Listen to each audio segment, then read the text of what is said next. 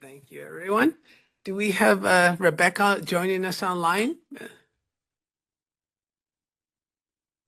Not yet, but we're going to go ahead and get started as she is being brought onto the video screen here. Welcome, everyone. Wow, what a fantastic group. It's so nice to see so many wonderful faces. Thank you for joining us today. I'm going to go ahead and call this meeting to order for the Wiseburn Unified School District at 6:01 p.m. Again, thank you very much for joining us today. Wendy, would you please take roll call? Dr. Goldman, Present. Mr. Gatsby, Present. Mr. Martinez, Present. Mr. Benrolo, Present. Ms. Kathy will be with us soon. Yes. she's Great, tempted to she will join be us with on us soon. Okay, great. Next on our agenda, we're going to go ahead and do the Pledge of Allegiance. And Andy, would you please select one of your students to lead us in the pledge? All right. You're on, Oscar. All right. It's to the To the flag flag of the United States of America and to the republic which stands one nation under God, indivisible, with liberty and justice for all.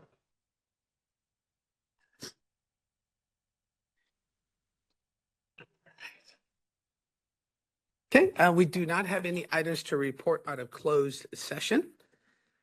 Our next item, can I please have a motion to approve our agenda with moving item 7.1, which is a special presentation from our Herndon team, to be right after this adoption of the agenda, and then we'll continue with the rest of the public hearings. You have a recommendation, you have a motion and with the recommendation to move. A suggestion that we also move the Newsies as well, Okay, since they're both here and honor their time. okay. It would be right So- after. Yeah. So you have a motion with the recommendation to move 7.1 and 7.2. This young lady has to leave. So she just I've got like 40 people, so we're going to wait for that. So thank you. Yeah, for the public hearings. So, okay, great. I'm going to go ahead, take a motion, have a motion from Nelson and a second from Second. Michelle. All those in favor? Aye. Thank you. Okay, with that, we're going to go ahead and get started. Dr. Silvers, I'll turn it over to you to kick us off with the introduction of our Herndon presentation. Sure, and I'm gonna turn it over to Mr. D. I just, Mr. D does a wonderful job of giving us updates. Obviously giving us updates, but more importantly, does a wonderful job with these young people that are here with us today. Every year, I feel like we're winning awards, and although it's not about that, it's more about the process, and that's the part of this that I think I value, and I know I've heard it from board members in the past, just hearing the students' thought process through whatever it is that they're trying to solve for. So I appreciate you bringing the kiddos here today, Andy. Great, thank you. Thank you, board members, board president, superintendent, community staff, and students and parents. We're so excited to present our 2025 Herndon team. So I'll just tell a little bit about the process. So Nick is here because Nick is here because he was our former last year's winner. And it kind of explains the process. So we use our former students to judge, so I don't have to do it. It's really hard. We have 38 people that apply for this year and for a position, and it's really difficult to select a student because they're all deserving of the opportunity. But this year we have 5 members on our team. We have 5 members on our team. We have 1 alternate. Dave, can you raise your hand? David's a 7th grader. He's going to be participating in part of it tonight because he's practicing for next year. And then we have an essay team of 5 people. This year, for the first time in a long time, we won first place in the essay competition. Wow. Oh, congratulations.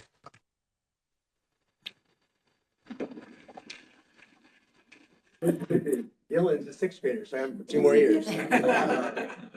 So Dylan, can you come up and tell us your abstract?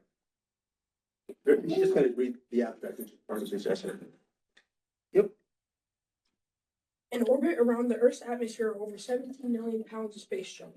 These discarded remnants of previous space missions include spacecraft and satellite fragments, entire payload stages, rockets, solidified liquids, unburned particles, paint flecks, and other mission-related objects. Space junk is a problem for rockets being launched into space. It can be deadly to astronauts, can damage orbiting satellites or spacecraft, and can create even more smaller pieces of space junk when they collide with other objects in space. There are ways to deal with space junk: mitigation, mediation, and avoidance measures.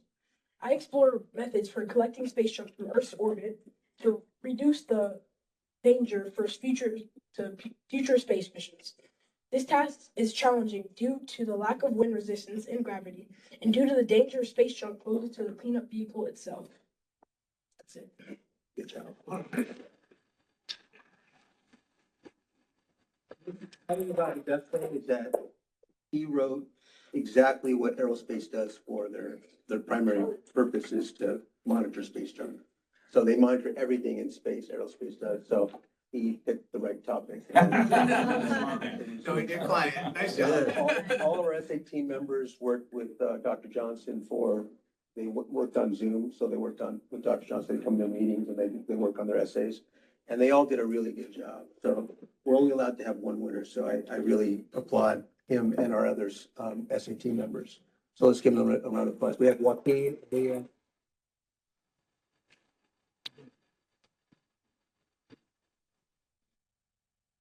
And so I'm gonna let the guys take over, so they have an opportunity to explain their experiment. It was really good, so they did a really good job. We'll let them show you. Hi, my name's Oscar. The theme of our experiment is realizing our future in space. The title is Terraforming Mars, converting carbon dioxide to oxygen through biological means. NASA plans to send humans to Mars for 2035. Although Earth and Mars are similar in many ways, our atmosphere is very different. But maybe we can make Mars's atmosphere more like Earth's.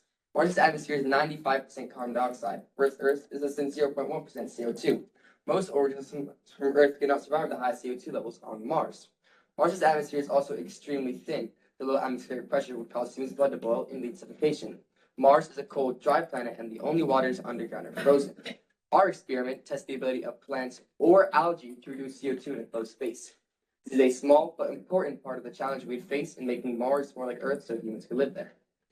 Hi, I'm Lucas, and we hypothesized that if we place plants or algae into a contained environment, the level of carbon dioxide will decrease as the plants do photosynthesis, a process which uses carbon dioxide and turns it into oxygen. We placed sphagnum moss, seaweed, and spirulina algae in 3 different containers, and we measured their carbon dioxide levels in order to better understand which of the 3 plants would be best at terraforming Mars. Hello, I'm David. Organisms that can photosynthesize, like plants and algae, can remove carbon dioxide from the air. Photosynthesis, process of converting sunlight and CO2 into sugars, used for energy, carbon, used to grow the organism's structure, and oxygen, a waste product. We then researched and selected 3 photosynthesizing organisms to test. Hi, my name is Aiden, and the first organism is Spirulina algae, which is a plant-like organism that lives in water. Algae can thrive in almost every habitat. However, spirulina is a type of algae typically found in subtropical regions with high levels of solar radiation. Spirulina can absorb a broader spectrum of light energy than many other plants, so it has great photosynthetic capability. The second is sphagnum moss, which grows in wet and acidic habitats. It can store at 16 to 26 times as much water as its dry weight. It can trap large quantities of carbon. Thanks, Ed. Hey, I'm Wes, and we know that seaweed is a type of aquatic algae that most commonly grows in underwater forests. It's been a key producer of oxygen on Earth. Now, for all 3 of these organisms, their ability to remove carbon dioxide from the air is heavily affected by 3 factors, which is temperature, water availability, and nutrient levels. We used a systematic method to test our hypothesis. Our goal was to create a controlled environment while isolating the variables to get the best results. We used mason jars as our controlled environment, and we added to each jar 167 grams of both biomass and purified water. That's right, Lucas. The spirulina algae had special instructions including adding salts, waiting for 24 hours, and decanting. The sphagnum moss has instructions for propagation. This process relies on spores on the moss, which will germinate and grow when provided with the right conditions like consistent moisture, bright and dark light, and a humid environment. We then closed the jars and documented CO2 level after 1 minute, 10 minutes, 70 minutes, 2 hours, and 24 hours.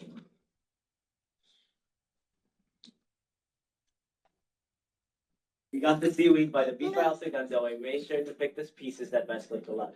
Hi, I'm Monty. We then designed and manufactured a device that would allow us to view the CO2 monitors and We purchased thermometers and CO2 monitors before designing and manufacturing a device that allows us to view these monitors inside the mason jars without compromising the integrity of our experiment. We sealed the jars and documented CO2 levels after 1 minute, 10 minutes, 70 minutes, 2 hours, and 24 hours.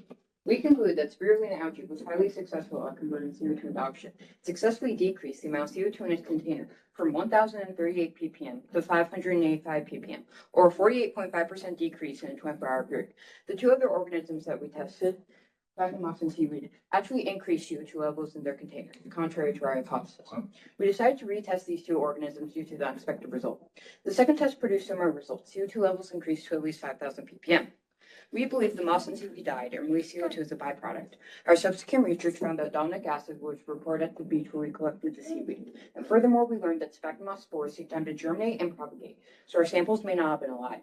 So, we concluded that spirulina algae is effective at converting carbon dioxide into oxygen. Growing spirulina on Mars could be a step towards making its atmosphere more suitable for living organisms from Earth. Scientists would need to develop a strategy for expanding algae cultivation from small containers to larger enclosed environments and possibly even the entire Martian atmosphere. That's right, Wesley. Our next steps will be to understand how to scale up algae production and cultivation, retest the CO2 converting potential of the seaweed and sphagnum, and further research the capabilities of spirulina and test all of the organisms in a Mars-like environment.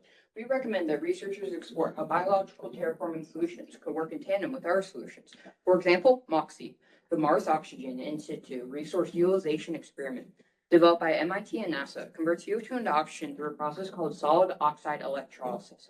MOXIE gathers CO2 from the atmosphere and heats it up to 1,470 degrees Fahrenheit. MOXIE then extracts the oxygen atoms from the CO2 and recombines them to create oxygen. That's right, Monty. MOXIE is less dependent on variables like thermal conditions but requires a lot of energy. We would like to suggest a multifaceted approach to changing Mars' atmosphere that uses both biological and mechanical solutions and takes advantage of the benefits of each. For example, growing biomass doesn't require the transportation of so much heavy machinery and offers the side benefit of being used for water waste treatment, whereas a mechanical solution, such as MOXIE, would be a reliable backup in case of unexpected complications in the growing environment. This concludes our experiment. Please feel free to ask questions.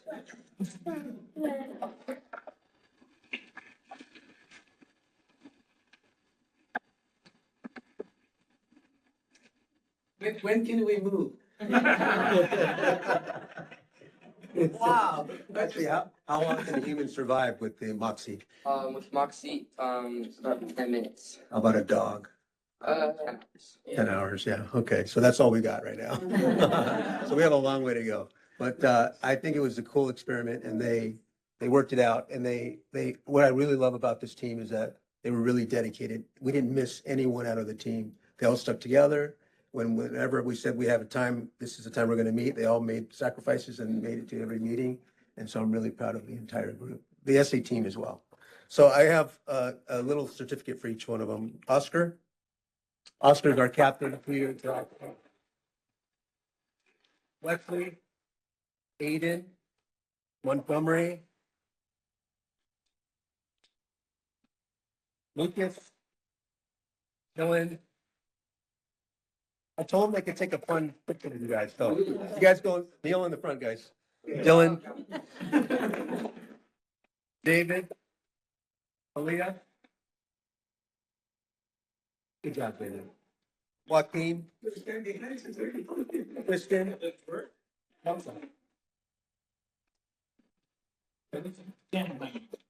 Yeah. Okay, you guys coming? I didn't want to take too much time. Maybe you guys can like So. double up in a row so I can get everybody in there. 'Cause- Like 2 rows. Can we get them, Andy? Can we get everybody? Yeah. Can you guys, can maybe Slide in behind you guys. squeeze them? Yeah, we're gonna before- need, closer to the yeah. front? Maybe Maybe make a second row. crisscross applesauce on the bottom there. Can you do that?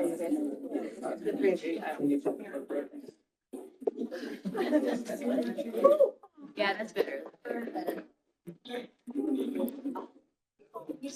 Can you shift this a little bit, this is the bottom line? Yeah, there you go. Perfect. Okay, ready? 1, 2, 3. Guys, parents still taking pictures.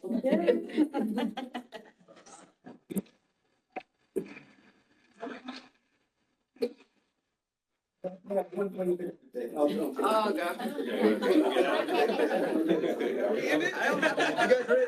You guys ready? Have a funny picture. I don't have my. All right, you guys can do it. Ready? You guys got the shades on?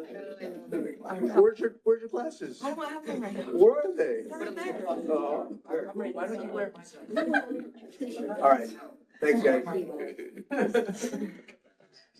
Okay. Are you gonna put on Hold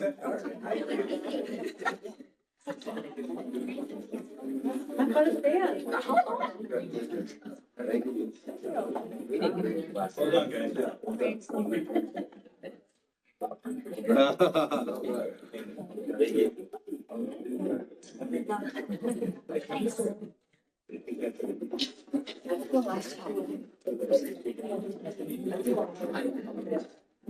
Trash. We'll get ready for our next presentation. Just wanted to say well done to everybody. Congratulations to the Herndon team. You guys did excellent in your public speaking and presentations as well.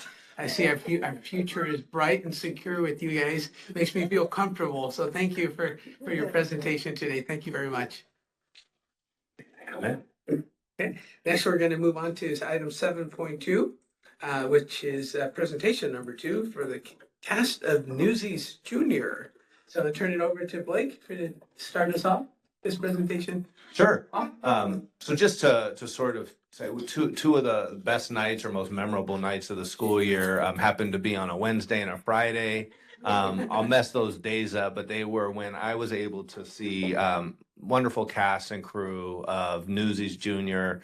Aiko and Dorothy are here who helped really coach our kids through that process.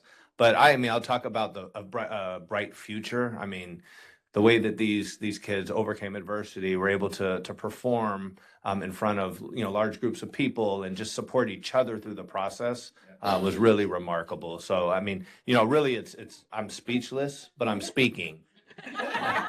And with that, I'll just introduce Dorothy and Aiko. If you want to come share a few words, thank you so much. Thank you to the board and all of our participants here. And what I love, and especially it applies to this group here, is that middle school is that great opportunity to try something new. And that was something that so many of our cast members did. They're like, I've never done this before. Can I try? I was like, can you? You will. Here you go. And again, it's a different kind of team. And so leaning on each other and as well as Mrs. Anglin, we just had such a wonderful time and we're able to create something really truly special that we are so excited to continue next year. And we're super enthusiastic. Thank you so much for your participation, for your support. It's really so important. As I say, hire a theater kid. We're able to be creative problem solvers, and yeah. Yeah, no, I just want to express my gratitude to the school board, all the school staff, our wonderful colleagues, because this was just a dream. The arts really brings people together, and we have such a diverse skill set in our group. Students who have done a lot of shows, students who was their first show, and they really just came together and made something beautiful. And I think they are bonded for life as our premiere, our first cast. And it's just something that's going to stay with them forever, and it's going to stay with us forever. So thank you so much for supporting the arts always. I think we are so lucky to have that here. So thank you. Thank you. And of course, they're always ready to sing. So There you go. Come on. We already know they don't need music. Well, we came with backup. We came up. Why don't you go in front there? Yeah, why don't you sing for the audience? Come on.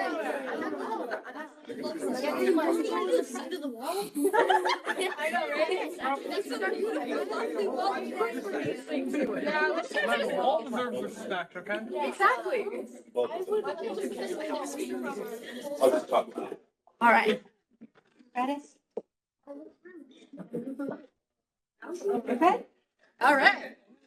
Here we are. It's the cast of Newsies Junior.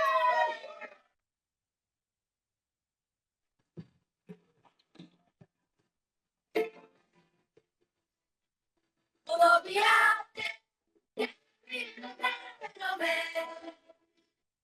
We're always out there, soaking every second that we can. Be the headline, Newsies on a mission, kill the competition, sell the next edition. We'll be out there, carrying the banner, see us out there, carrying the banner, always out there, carrying the banner.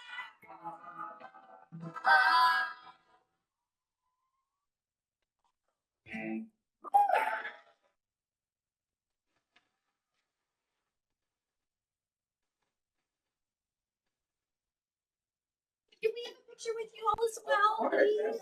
Let's go.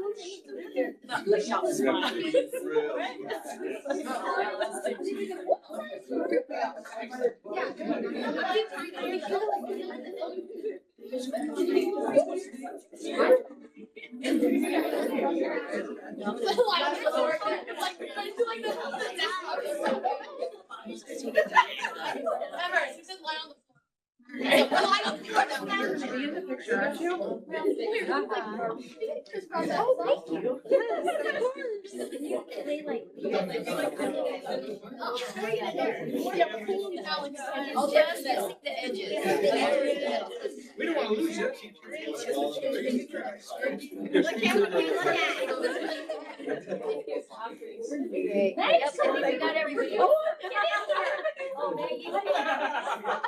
Ready? 1, 2, 3. Okay, let the parents. 1, 2, 3. Thank you.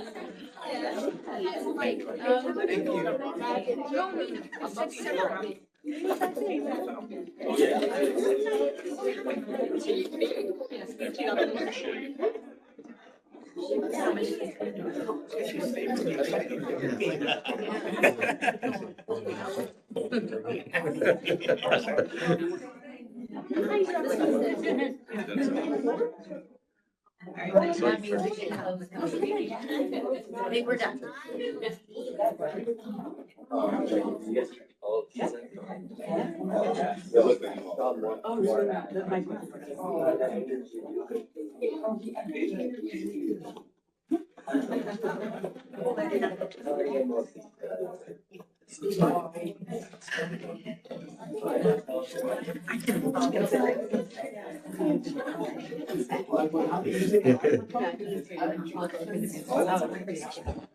Mr. President, you got one. Oh, thank you, sir. Appreciate that. I feel like we just lost the energy. Well, I did ask Dr. Silvers to make a presentation with students and he did not disappoint. Yeah. We filled the whole boardroom, so thank you. Thank you, Blake. So as everyone can see, we have really strong performing arts, but also sciences, which is a testament to the presentations we saw today. So thank you. Thank you to everybody who contributed in that. Very proud to be a part of Wiseburn, be able to see those wonderful performances. We're going to continue on with our board meeting tonight. Our next item, we are going to go to comments from the public before we go to our public hearing. I do have one written comment here from Matija Moran and Trisha Mano. Hopefully I'm pronouncing those right. If not, I do apologize. And it is comment regarding the Bulldog Park. Please come on up. Yeah. Hello. So unfortunately, Lola Busman and Morgan Roy were not able to be here tonight. Lola did record a short little voice message that she would really love for me to play.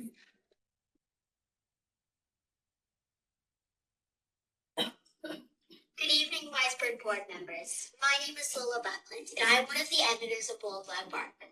I'm sorry I could not be with you in person tonight, but I was honored to be invited to speak with you once again and to share our last edition with you. I am grateful for the opportunity to represent Aviation Elementary. I'd like to thank every single one of you for the support and encouragement.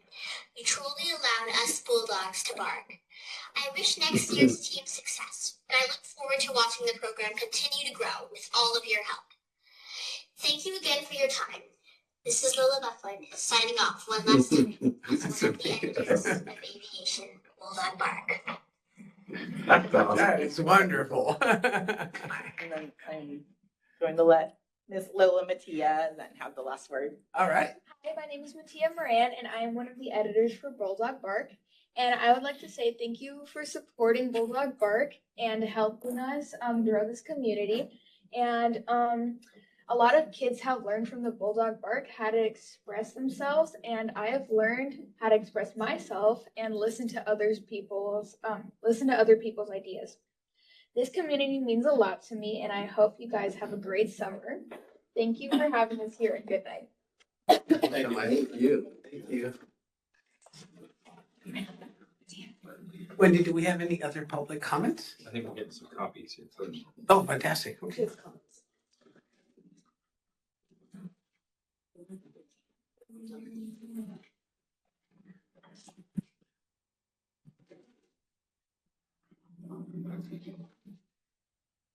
Thank you. I enjoyed both of the prior editions that I've seen.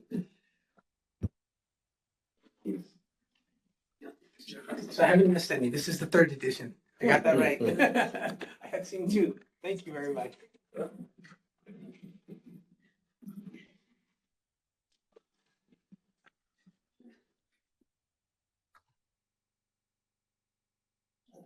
There you go.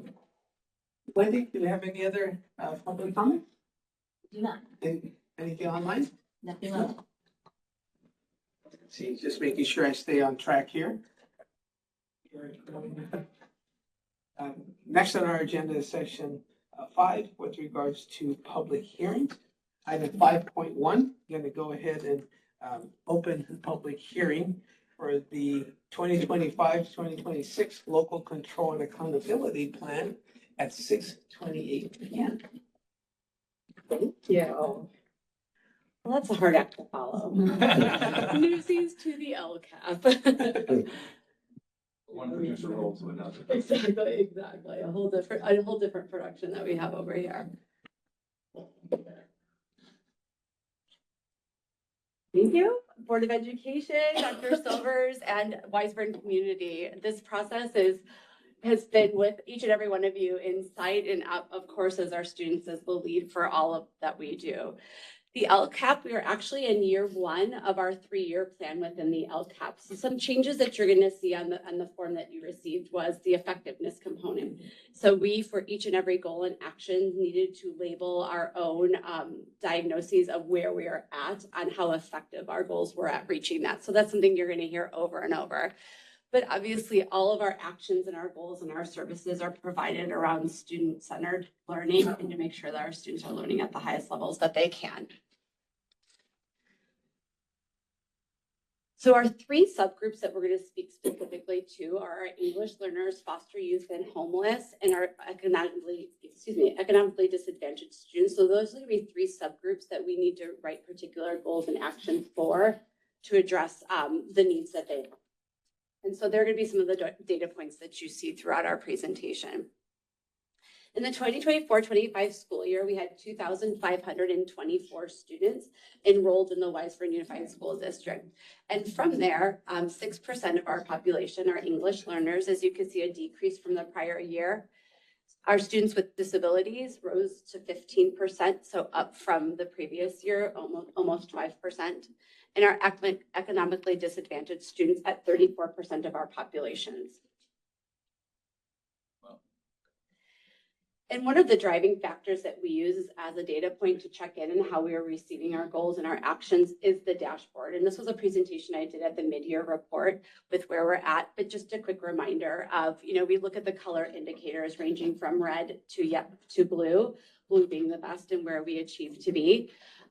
Red being anything that we actually need to write a specific action for within it, especially when it goes down to our subgroups, if necessary, if they are present. So in our chronic absenteeism, we identified at the yellow indicator at suspension rate, the yellow indicator, our LP or our English Learner Progress indicator at yellow. We don't have anything for graduation rate or college and career readiness as we only go up to 8th grade. So those are our partners at Da Vinci that get to worry about those too. And then today we'll be addressing English language arts being in the green indicator and mathematics in the yellow. So the other 5 that are on here are called our local indicators, and that'll actually be presented to you at the adoption of the LCAP at our next meeting, in which we assess ourselves at the standard. And so those will be identified. And right now we're identifying that we'll meet all of them.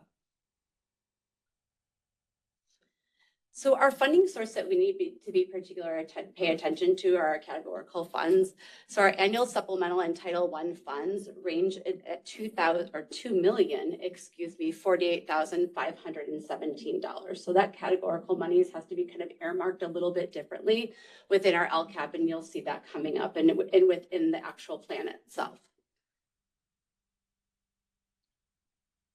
So just an overview of the timeline that we follow is we begin, this is a full year process into looking into this and already starting to think again, present for, well, we only do have 2 more years left in this one. So what are we going to do when we address them? We have to rewrite all of our goals from scratch.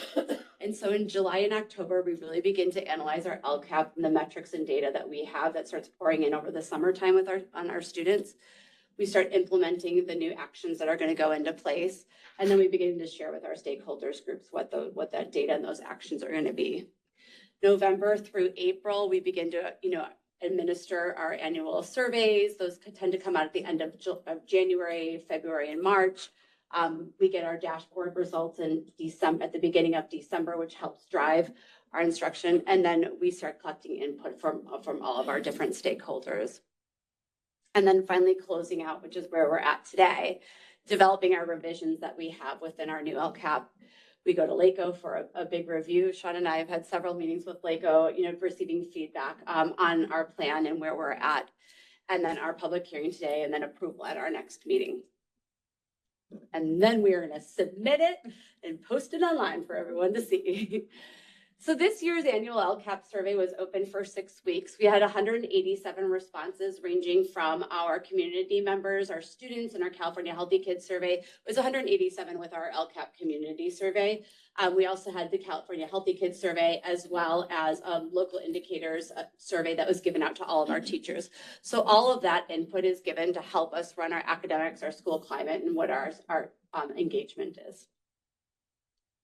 So in both March and April of this year, we had our educational partners meetings right over here. Each school had representatives from their parent community, as well as the teaching staff and administrators that helped develop where we're at in the LCAP and to provide that feedback that we need to drive any changes and actions that we need to have.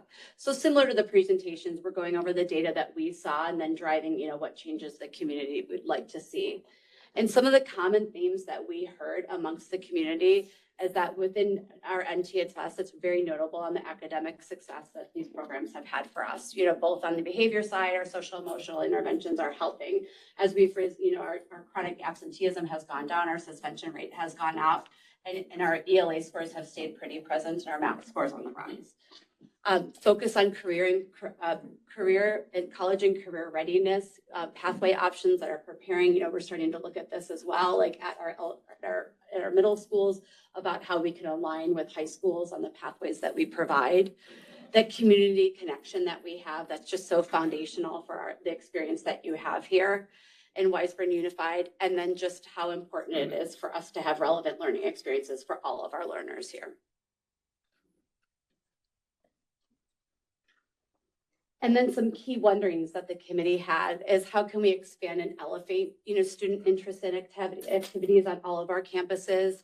How might we promote understanding of post-secondary pathway options? How can we best support the whole student and personalize their learning?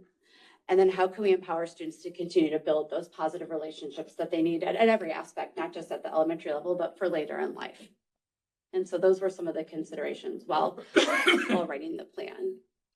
Currently, we have 5 goals within that align with our district priorities. So number 1, and I'm not going to read these words for you, I'll let you read them. So number 1 being in safety, and we're going to go through and analyze each of these goals out.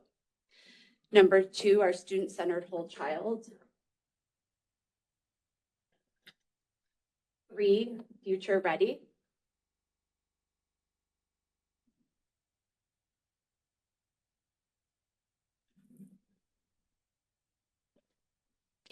4, community engagement. And 5, our organizational strength. So all of our actions within align to that goal, and they each have a metric that we report on within the outcome. So lots of metrics in there today, as you can see. We have upwards of over 120 actions that we had to report on. And so goal 1 being on safety. Pause, but I get impatient. Goal number 1, we take our annual community survey to really see where our perceptions on safety are with our community and our students. Our school accountability report cards that came to you for approval, I think it was back in December or in January. And then our perception data, students and families' experiences related to school safety. And so analyzing out the surveys that we provided, 85% with our community perspective of families report their students have access to a safe learning environment in Weisburn Unified School District.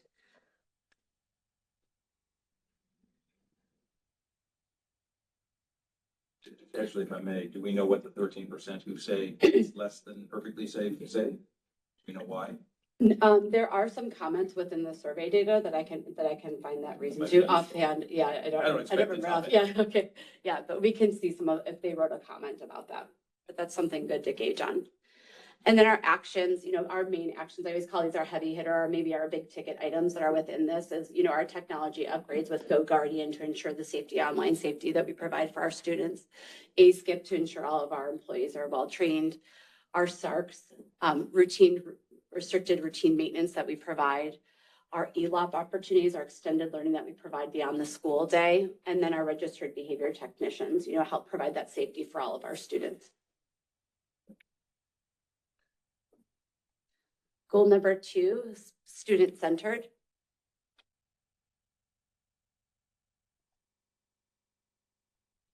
We're going to use our state and local assessments, both in CASP, LPAC, and our STAR diagnostics to help see if we achieve this goal, the California dashboard that we just looked at, as well as our students and families' experiences in our survey data.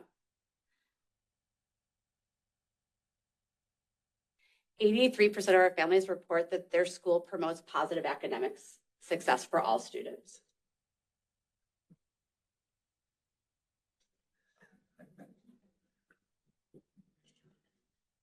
And 71% of students report Weisburn staff are committed to academic success for all students.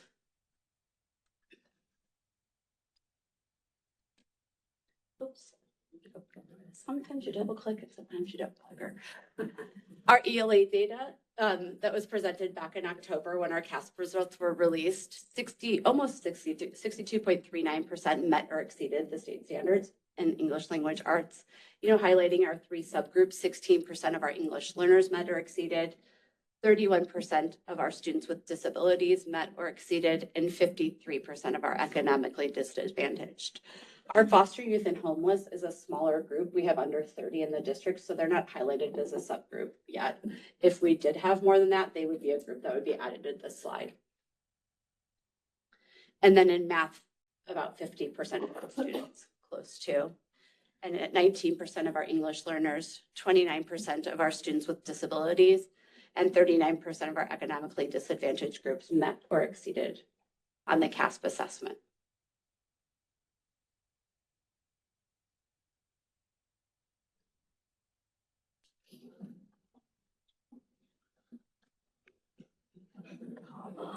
It's like a roll of the dice. Like sometimes you hit it once, sometimes you hit it 4 times. You never know. And our main actions that we're working on, this is a really hefty goal, and that has quite a few actions to go along with it, is all of our PLC work, which entails, work that we do with our administrators, as well as the teacher collaboration time that we provide at the elementary schools, our guiding coalitions, the stipends we provide to help instruct our students and lead through the PLC process. Our report card revision committee, or I've discussed with you the design team that we've created. The Wonders curriculum, our different curriculums that we're paying for, our math coach on all of our online support tools, as well as a new goal to be reached with our ELA curriculum adoption, and our physical education and our fine arts programs. All are encapsulated within this goal. Goal number 3, future ready.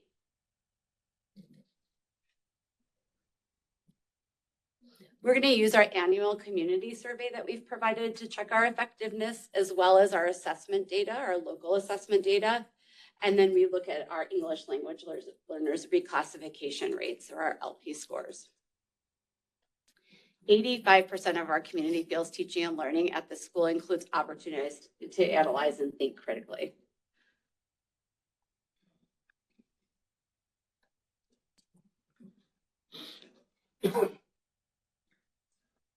And I had mentioned to you earlier that this is our current STAR data. So this is our STAR data over the school year, from the beginning of the year, the end of the first quarter, the end of the semester, and then end of quarter 3. So you've seen this STAR data in the mid-year report that we did, but not including quarter 3.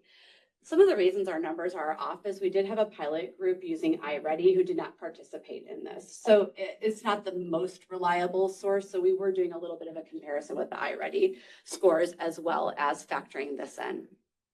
So Maggie. Yes. Is that what you mean, like end of third quarter numbers? If you see the blue, there's 986 there and 1140 in end of semester 1. We lost like 100 students. Right, because they were doing the other assessment. And so we didn't want to over assess the kids. So we said to choose one. So those that were piloting iReady chose iReady instead. And so they were kind of taken out of there. So it's not the most accurate this year. And that actually is written within the LCAP too. And then this will be our math scores.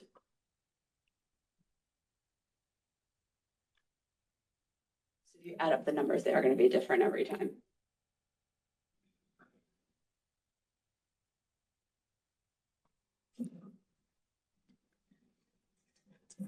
And with our English learners being part of our future ready goal, there are some changes that are going to be happening. As I mentioned, we do need to write actions for any subgroup that's within the red. And our LTELs are a new subgroup that are identified in the state of California this year. And so we're adding an action 3.20 for this group of students. So this is students who have been in the English language learner program for 6 or more years in the state of California. Like, what are we particularly doing for them to help? And so here are some of the program changes that are happening within our ELD program. One, and before you tonight, is going to be the approval of using the tool of iReady. So in the integration of iReady to support language acquisition, as well as another program called Elevation, which is going to help manage the data that our English learners produce through the LCAP and what they come with from iReady to help kind of merge those, help write our letters that we need to write out, our annual notifications, and streamline some of the paperwork that we need to do, as well as support our ELD TOSA that's available. Continued professional learning. Our TOSAs are getting ready to work with all of our teachers throughout the next school year. And at the middle school, we're going to open up a period where a teacher is going to be an LTEL liaison, we're calling it. And so this person will be doing check-in and check-outs with our LTELs. If we see that they're absent, reaching out to the family, like personally, doing check-ins with the teachers to see how students are doing, as well as having that time with them. And restructuring their pod class, where our English learners can be together in a pod to do that designated instruction, as well as that continued LTEL process. So with the aid, like having different centers to help those kids get out and be considered bilingual by the state of California.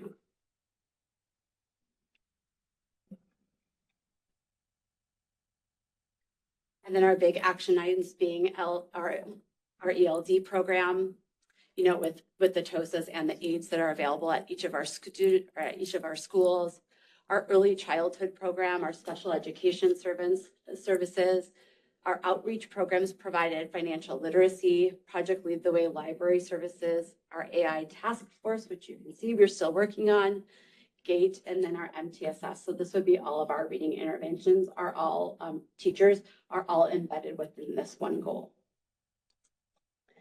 Now I luckily get to hand the mic over to goal number 4, which Dr. Ingram will go ahead and present. Dr. Ingram, sometimes you have to click 5 times like on this one. Thanks. All right. Hello. As Maggie mentioned, I'm going to be sharing an update about the 4th goal, which centers on building a school community where all students and families feel respected, included, and supported. This goal guides our work around school climate, family engagement, and student wellness, and we monitor it through student-centered survey data like the community survey, California Healthy Kids Survey. There's also a Capturing Kids' Hearts survey that we look at as well. In addition to that, the California dashboard and our average daily attendance.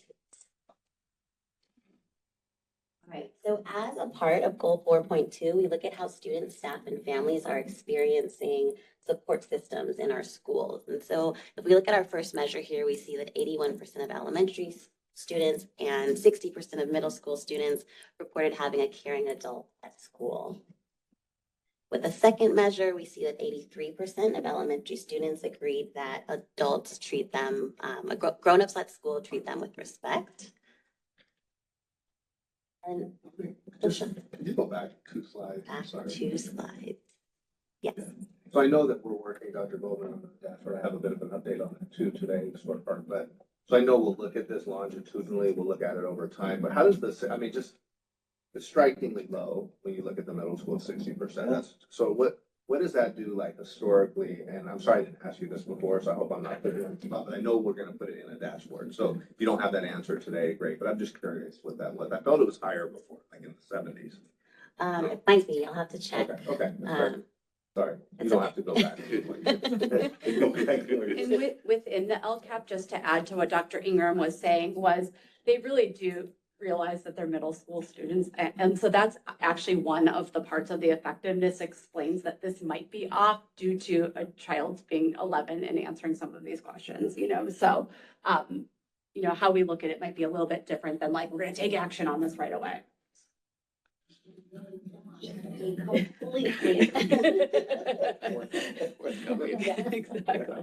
Right, it's true, and I can bring those numbers back to you. We do have the numbers in a table that represent numbers from our previous years and also comparison to the state average.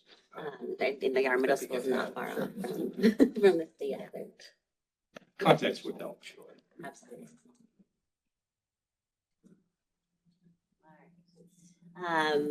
Oops, too far.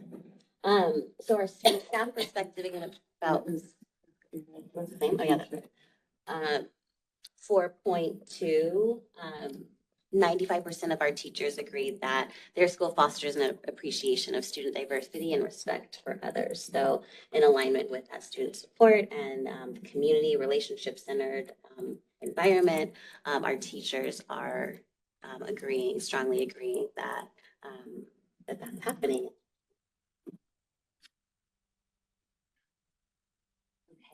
Our community survey adds a layer to this information, and we see that 81% of families reported that their school values diversity, equity, and inclusion,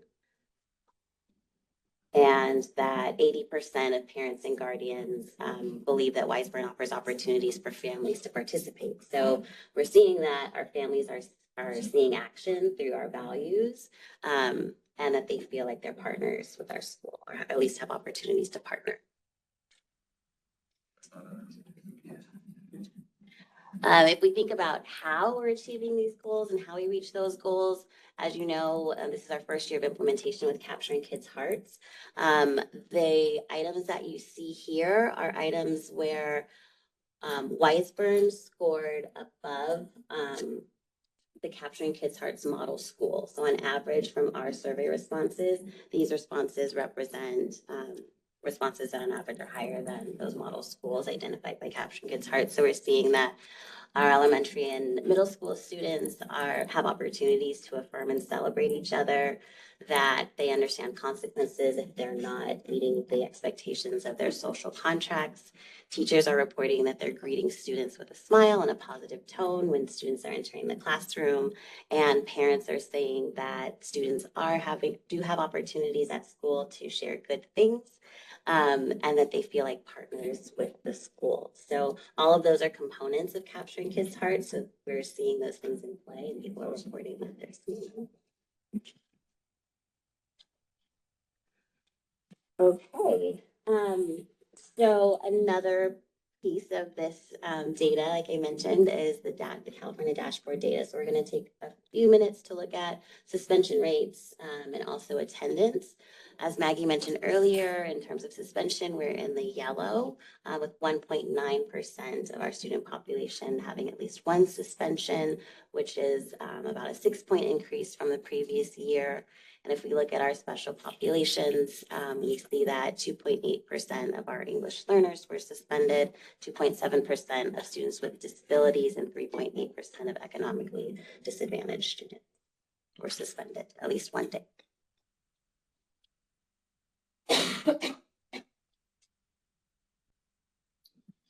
All right, and chronic absenteeism, we're also in the yellow. 10.3% of students were chronically absent, which is an improvement from the previous year at 5.8%. If we look at our special populations, 14% of our English learners were chronically absent, 15% of students with disabilities, and 16.9%. So just for clarity, we had 15% last year, and it's now 10%? Or we had 11-point-something%, and it's now 10%? We had 15. Because that's actually a decline of about 35 or 33%. Not saying your math is wrong, but I want to point out that is massive. And this is where I get excited about the dashboard, because it would show us trending. And that shouldn't be a yellow, that should be an off-the-chart blue, because we've improved it dramatically, and that's missed there. So just that way. Right, it's not 5.8% of the 10.3. Yeah. Right? They're added. The total is 33%. Yeah. And what's even funkier is this is actually from the 23-24 school year. And so we're looking at an action, to see how well we did this year, but it was actually from last year. So. Anyway, thank you. Just was clarifying. And if we're looking across time, we're looking at our average daily attendance. We can see that it's remained pretty steady from 2022 until now, or at least in the spring. Chronic absenteeism has gone down since 2022, up a little bit compared to last year. And our suspension rate as of the spring had also gone down.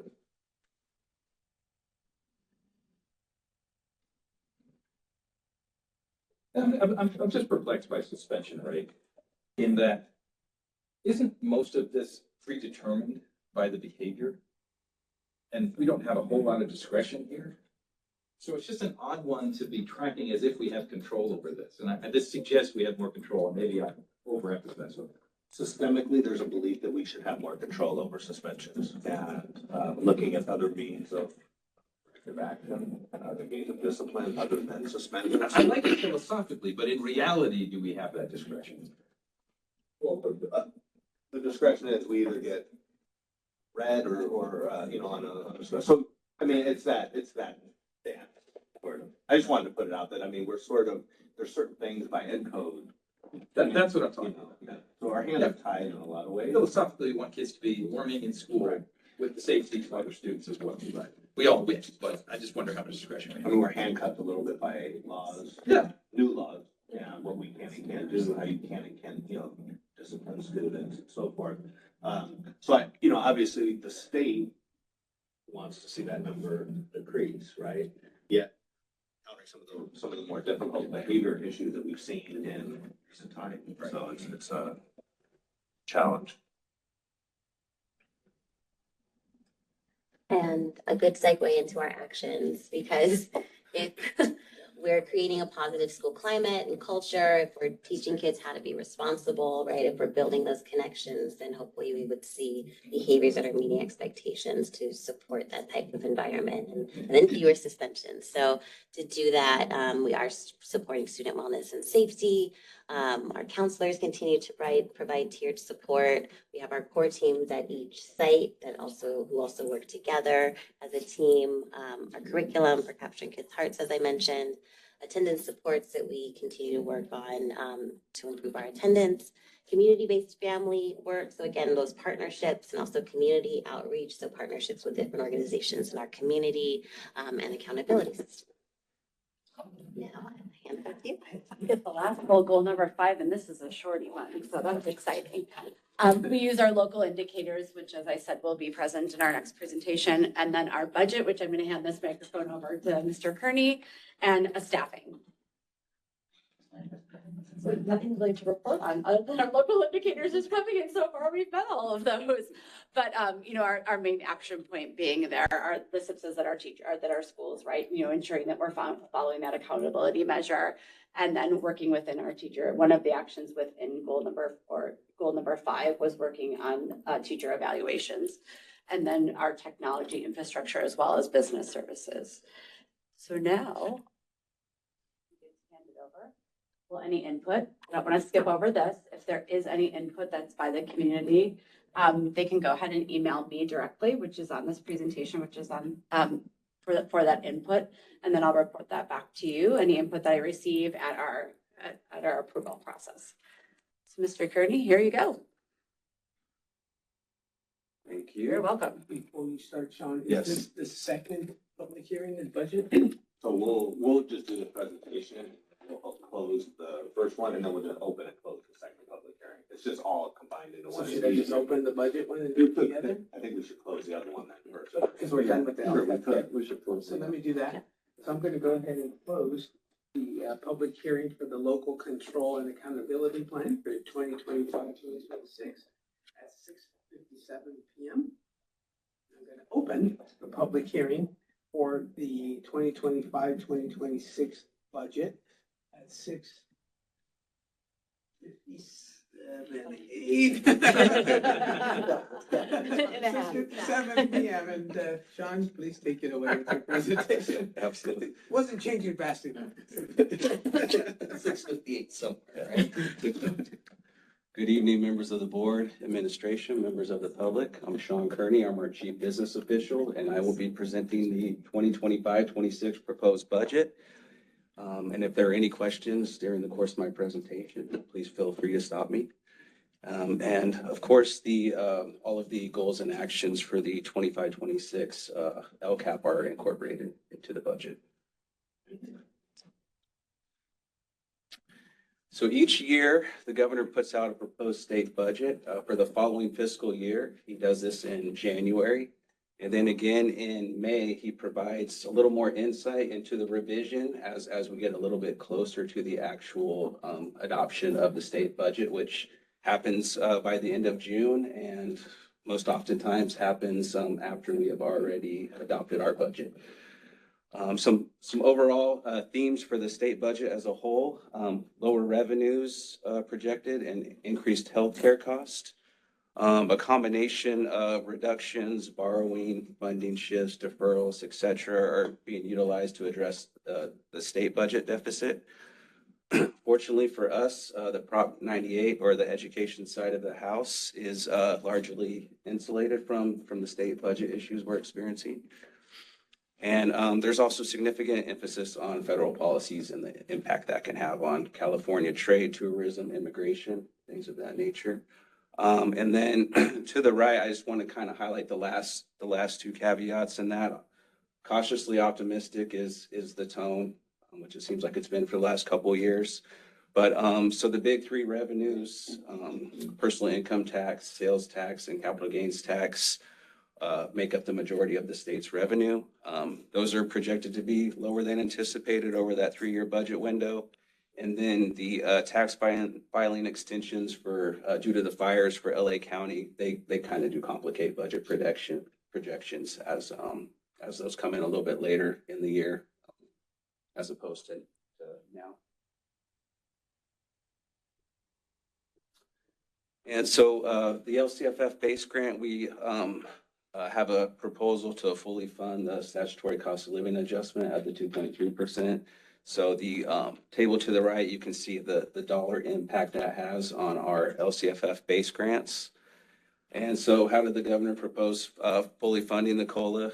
He was looking at a combination of deferrals, about 2.4 billion to K-12 and community college payments towards the end of 25-26. So he'll defer the payment in June and then process that payment a couple weeks later in July. So it, to the extent it could have an impact would be on cash flow, which if you look at our cash flow projections, we're okay. So we don't see an impact there.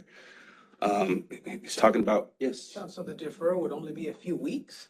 Correct. It just gets into a new calendar. Yeah, it's this, we call it accounting magic at the state level. It's the way they account for the actual revenue where they'll defer the payment in 25-26 to July, and that's the way they take credit for it. Because in the past, fortunately, there have been hard economic times before.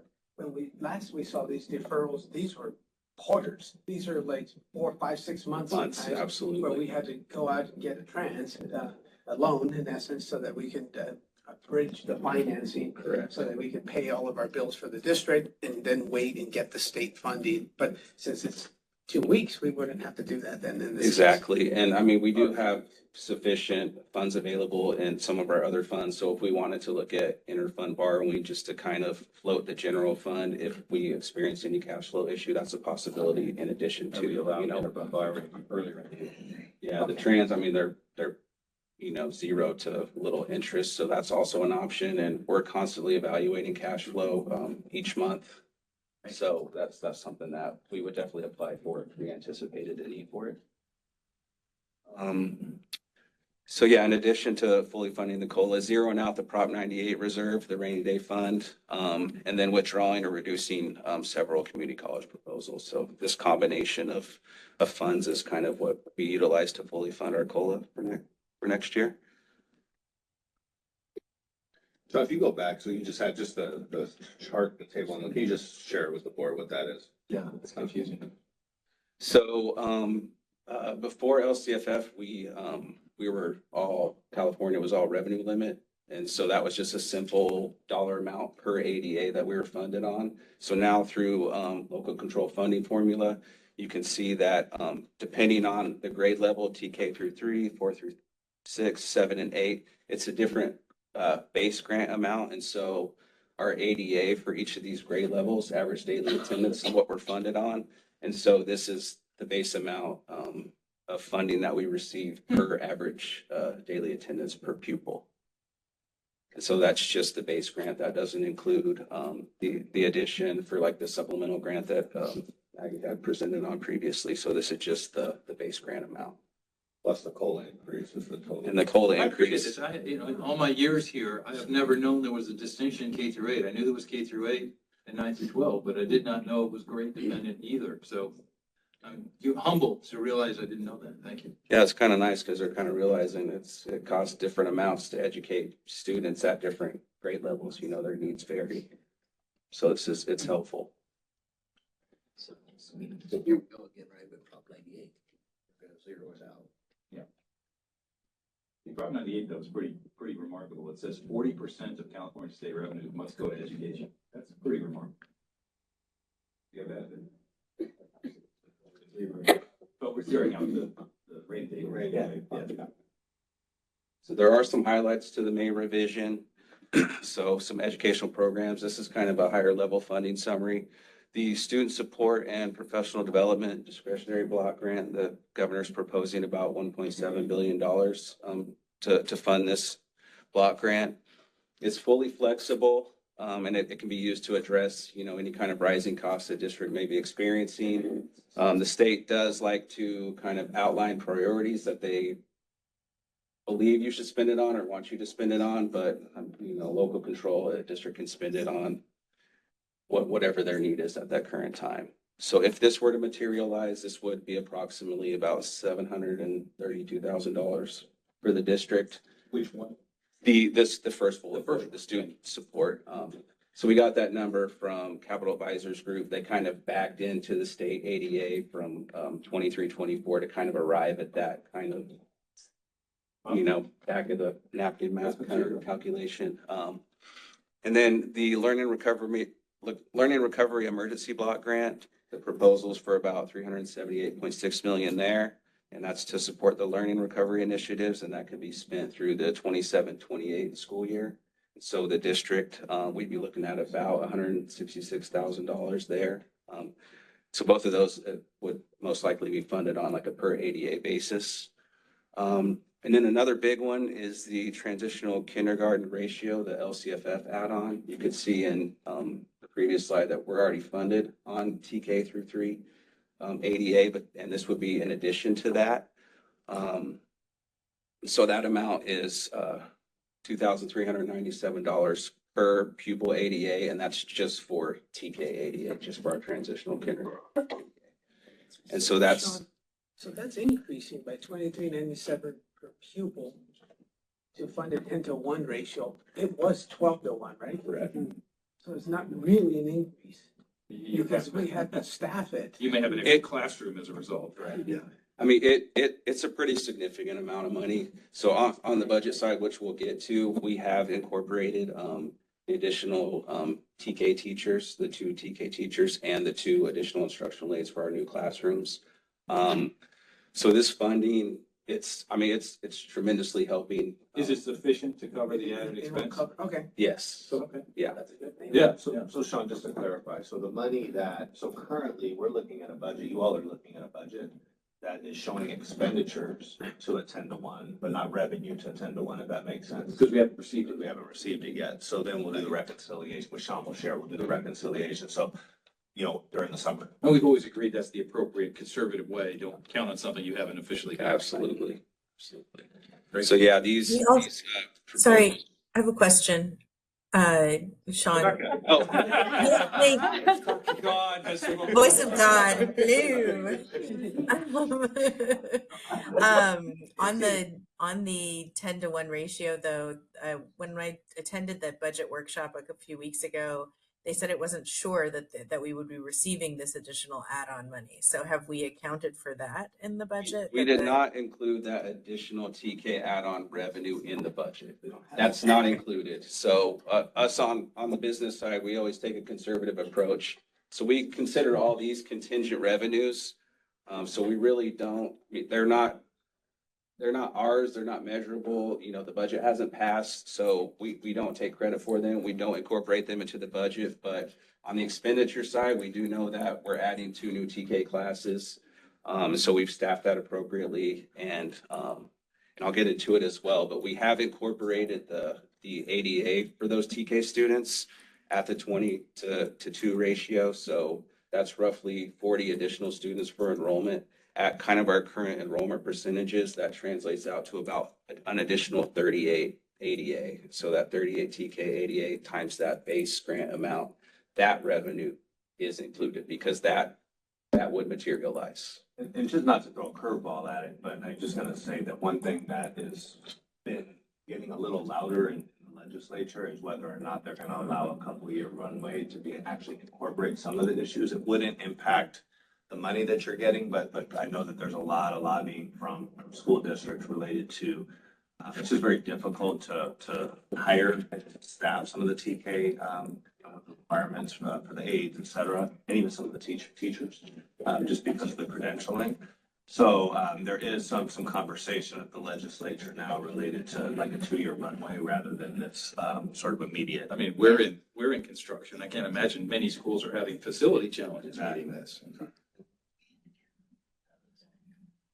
We'll know that in a few weeks. So the amount of additional revenue this would generate for the district is roughly about $396,000 in additional revenue, which is not incorporated into the budget currently. So that would be a pretty significant windfall for us as well. And then lastly, literacy investments. There's some proposals for one-time funds of about $455 million for literacy and math coaching, $200 million for literacy instruction PD, and $40 million for reading difficulty screener training and support. So this one, in some of our budget conversations, we asked, how do you think this money would be kind of rolled out or allocated or distributed? And this one, they didn't allude to any sort of like per ADA basis. I've heard various things, teacher grants, stipends, things of that nature. So I really don't have any sort of dollar amount I could attribute to this piece. Have you begun conversations on, although we haven't received the funds, if in fact we do, how can we best use them? Absolutely. Yes. Yeah, I know Maggie and I have been working closely, executive leadership, we've been talking about, basically already kind of drafting up a plan, if these funds materialize and how best to use them. Great. Absolutely. And our plan is to share those plans along with you all during the summer, once we actually hear what that number is. When will we know? End of June. Just a few weeks. When they pass the budget? Yes. I think it's 30, by June 30th. Yeah, absolutely. Say June 30th. I mean, usually I think they're getting them by June 30 now, right? Well, now they lose pay if they don't do it, so, that's more like. We'll see it, we'll see it at 11:50. That'll do it. And just to highlight some local factors, the employer contribution rates for our STRS and PERS, our retirement systems, can continue to, create a significant burden on us. Back in the day, these percentages used to be a lot closer to what the actual employee side was, around, 7-8%. So you can see they've really, ramped up significantly. Yeah. On the CalPERS side, though, I did highlight, there is a potential, actually, it's set to go through a slight drop in the employer contribution for PERS. And then on the STRS side, it's still kind of, there hasn't been any proposed changes to keep it at the 19.1%. Of course, all this is contingent upon all of their investment accounts, hitting all their required rates of return. If something were to not happen there, then they have a bit more latitude to kind of adjust these rates to kind of meet their needs.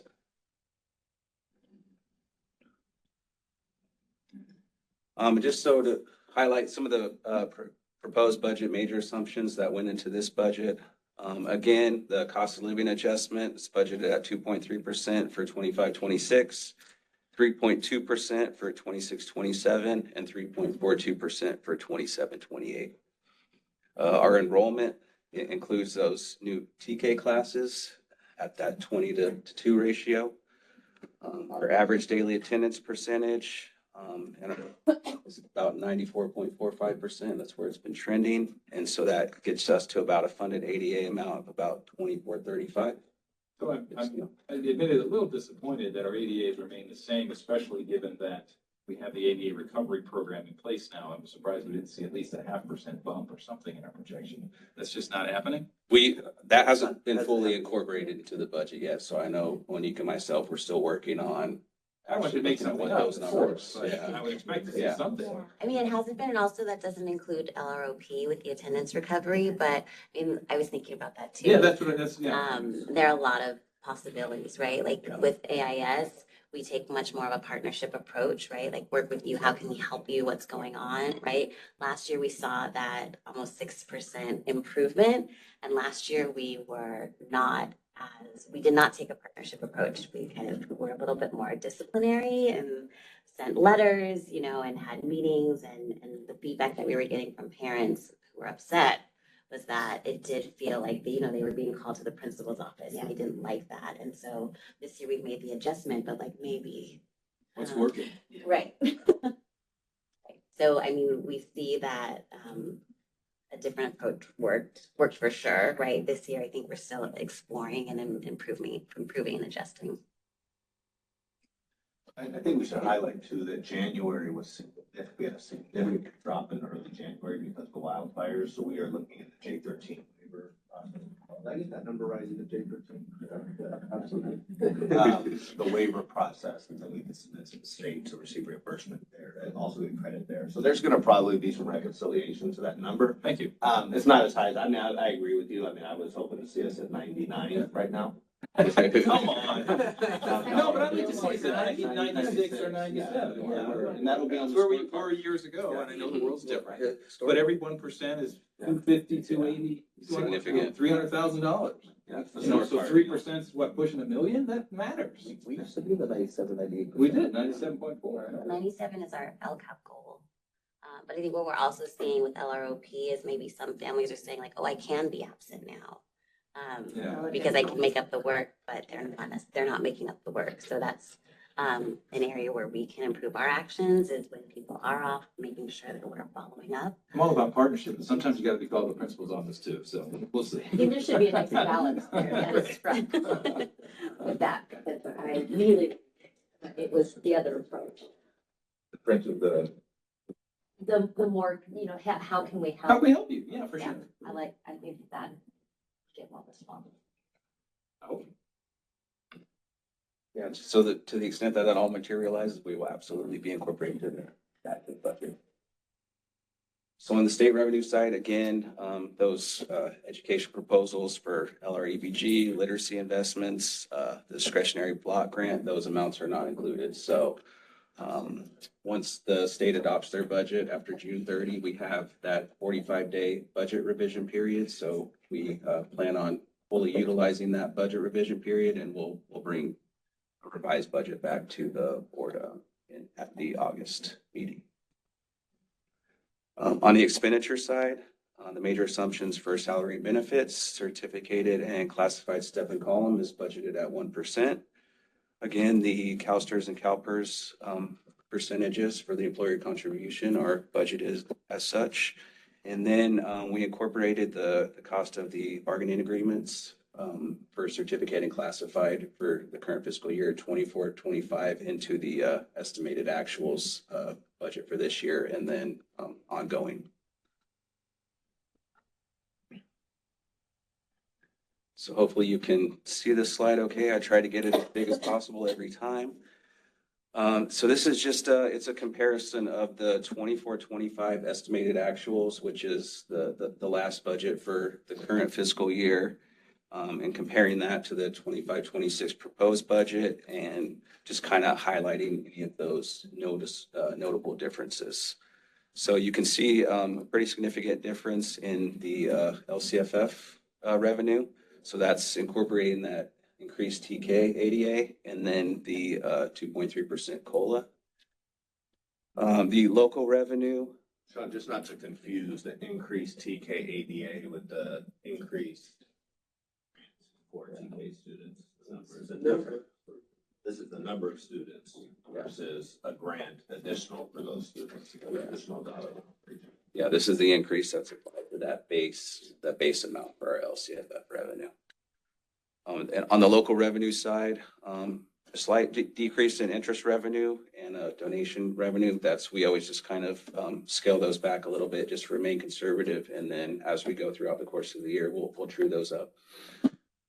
And then on the expenditure side, for salaries and benefits, that step and column, and the addition of the 2 TK teachers and addition of the 2 TK aides. Another noticeable difference, you'll see the ELOP transfer in 24-25. So what we're doing for the 24-25 fiscal year is we're looking at the ELOP funding that we have. So there was, some carryover from the last couple of years. And what we're doing is, so for the 22-23 and 23-24 fiscal years, we did not apply any of our admin or custodial salaries to that program when we could, because they're obviously assisting in overseeing, and the program is benefiting from the work that they're doing. So we're in 24-25, we're kind of doing a true up. So we charge roughly 25% of our principal salaries and our custodial staff to this ELOP grant. So we're recapturing those 2 fiscal years in 24-25. So that's kind of helping the bottom line for the unrestricted side of the budget. And then so you see the difference going into 25-26, because in the 25-26 proposed budget year, we'll just be charging just the normal annual amount that we do to that program. So I hope that makes sense. And then in services and other operating, we have a slight decrease. So in 24-25, we had some election costs. And we also had some attorney fees for the Da Vinci renewal. And so that was, those are costs that we're not carrying forward to the 25-26 proposed year. And in other outgo, you'll see the solar lease payments, those roughly double in 25-26. So now we're making 2 payments per year out of the general fund, whereas in 24-25, we had only made 1. And in other outgo, there's a slight decrease there. So we're spending down some of our restricted funds. And so when we do that, we're not able to claim as much indirect costs. So that's why you kind of see that indirect cost amount going down. So we're just simply not charging indirect costs to those restricted programs, which then gets moved to the unrestricted side. Are we starting to see some benefit from solar in terms of revenue? We've, in the multi-year projection, we've kind of built in some savings. We're a little conservative on it, so we are hopefully anticipating some more. We're still doing our analysis. So I haven't seen anything significant come through yet, but that's going to be part of our analysis going through for 25-26 year.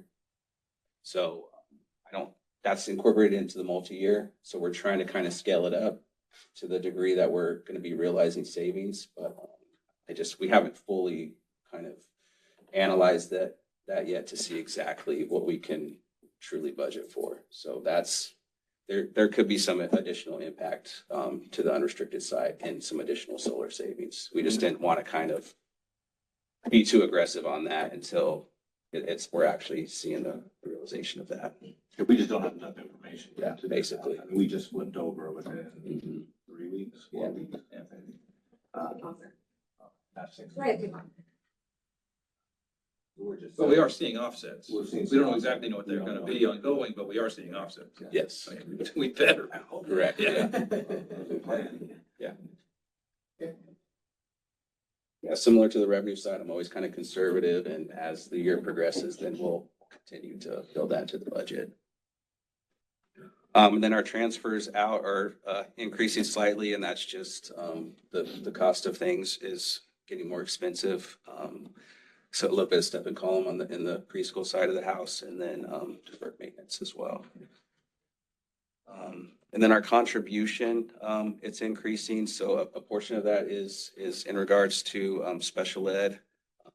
I know Kim and I our big ticket item going forward for 25-26 is really hammering down into the specifics of the SPED budget and just making sure we're efficient there and just finding some savings anywhere we can. $1 million increase. So remind me what RDA. It's the redevelopment agency funds. So when the state dissolved all the redevelopment agencies that were kind of statewide to kind of help with blight and whatnot in certain areas, the governor took that. Doesn't that give us the ability to move restricted funds to unrestricted legally and with some flexibility effectively?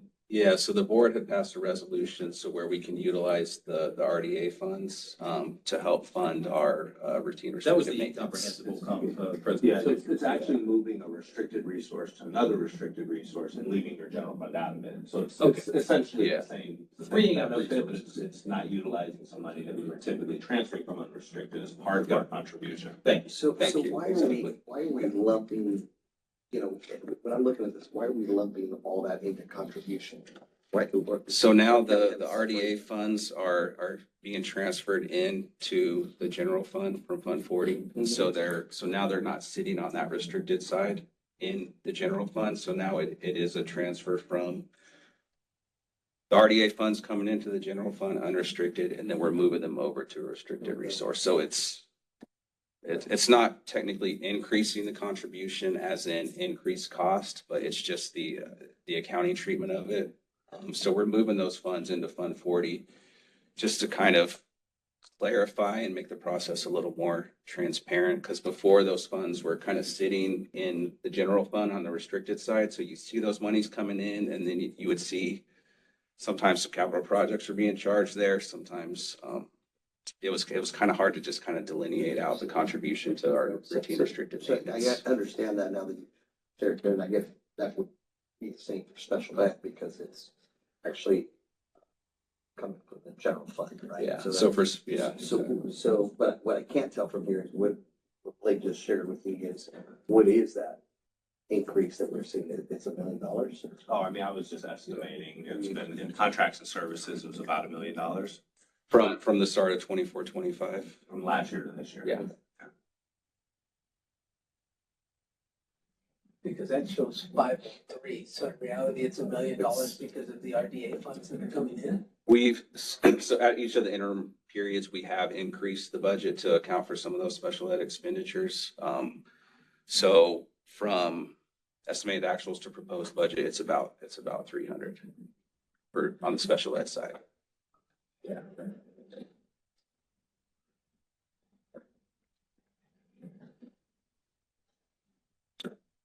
So this slide just kind of denotes all of the components of our ending fund balance at the end of the 25-26 budget year.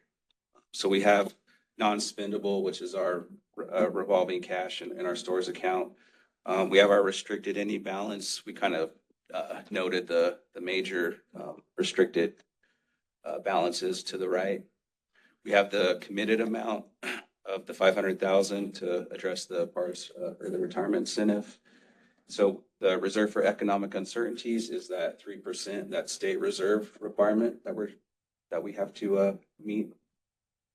And then anything in our fund balance that kind of drops down to the bottom that we haven't, that's not restricted or we haven't committed or is not assigned is the unassigned amount. So we had a deficit of, if I look at the ending fund balance of 1.335 million, right? Correct. Is that correct?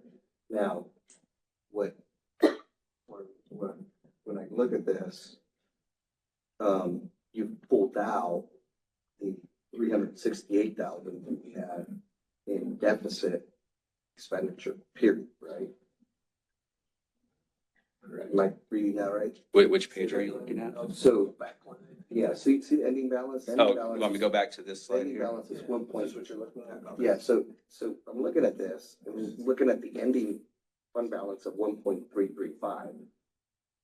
But that 368 is not embedded in there. No, that's on the just, expenditure, right? that's just me kind of highlighting the differences between the estimated actuals and the proposed budget. Okay. Yeah. So is the number then the 1.3, is it 1.7? So if you look at the net surplus and the deficit, so you can see we're projecting a deficit of about 437,000 in the estimated actuals. And then that's increasing in the proposed budget, the 1.335. Oh, there we go, thank you. Yeah, sorry about that. Yeah. And so, yeah, some of the, Here, the 1.33 is the ending balance. But that 368 is not in that 1.33. I'm talking about because we spent more than we had in revenues. That 368,000 from above, right? So Oh, that's two rows up above. two revenue rows, over see? expenditures See is revenue? negative 368. right. yeah, so I guess the way to look at it, yeah, so you have your, You understand what yeah, I think so. Yeah, this is just that like the differences between the two budgets as a whole, but I mean, I would just kind of focus on the bottom line for each budget respectively. The differences column, is a lot more attributable to the revenues and expenditures. So you can see the differences kind of get to that result, but I mean, the deficit is increasing from 24-25 to 25-26, but we have fully incorporated a lot on the expenditure side. So when we do go through the whole budget revision process, that 45-day process over the summer, I do anticipate that number looking a lot different just because we haven't incorporated a lot on the revenue side that the budget is proposing. So I guess the question though, Sean, so could you just explain the 368,945 number, that difference? Like what's the math problem there? So that's just, if you're looking at revenue over expenditures for 24-25 and you're comparing it to 25-26, that's just the difference there. So it's this It's this, it's Yeah, number, cross. these two, it's the difference that's there. Yes. It doesn't, it's not a, that is not a part of this still reads clean, so you're So looking yeah, at this. Isn't it, so it's not a, so if I take 713, 467 minus 1082, isn't that 368,945? Yeah. So that's what I'm saying. Where did you say that, Nelson? I'm sorry. So right there. So what I'm saying, we spent, 713 was our revenue, 8 was our expenditure. So we. Nelson? Yes. I think Yeah, so that the number that I think the difference in what you're saying and what Sean is saying is that this is just he's just showing that that our deficit has increased in the proposed budget, that we have additional expenditures in the 25-26 year as compared to the revenues than we did in the 24-25 year. It's not like a actual part of the budget. Yeah, but I get my question. Yeah, so this difference. So I understand that the expenditure with the revenue, I completely agree with you, Rebecca, there. What I'm not understanding is how that plays into the ending fund balance. So it doesn't. So I would just focus on each column. So the 24-25 estimated actuals and the 25-26 budget, I would just carry those all the way down. So you can see what the effect is of the revenues over expenditures in the net surplus or the deficit. So that's how we basically arrived at that number for each budget year. So the difference column is basically A minus B, the 2024-25 year minus the 2025-26 year. And they're adding this way horizontally on your spreadsheet, but not vertically in that column. So you're gonna Correct. get those totals. Yeah, so those are just the That's why the differences numbers between each row. So the math is working. This one is minus this one is this. These don't add this way. It's also year row. Yeah, because when I look at that, That's why I think it's throwing out, yeah. Because that's where I was looking at it from here, right? Above the-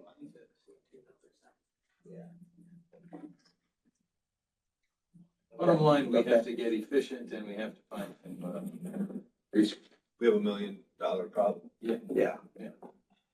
Yeah, but That again. we have to address. Yeah. Yeah.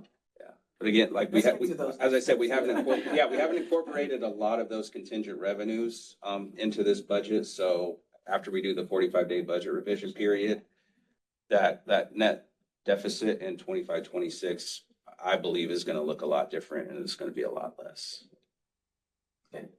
Because we've incorporated, to the best of our knowledge, everything we can on the expenditure side of the house. I know we do have some plans for some of the restricted dollars, but a lot of the revenue side has not carried through yet. And this is unrestricted, so that's not gonna, we would see that in the unrestricted, on the restricted side. So Exactly. here, though, it's gonna clear a lot of this deficit out. Correct. Still gonna have one. Yeah. But it's not gonna be $1.3 million. So we don't know what it is yet, so we know what leg we're getting. Yeah. So we'll have to, and then do you wanna talk, do you have a slide for the stabilization plan? I can't remember if you added one. I didn't for this one. So, talk about that? yeah, we've been going back and forth with our county office. They've asked us to compile a fiscal stabilization plan. So our plan is after the state adopts their budget and we go through the budget revision process, the 45 days, we're also going to, as a group collectively, put together a fiscal stabilization plan that will basically address our deficit spending. And that is something that will be brought to the board as well.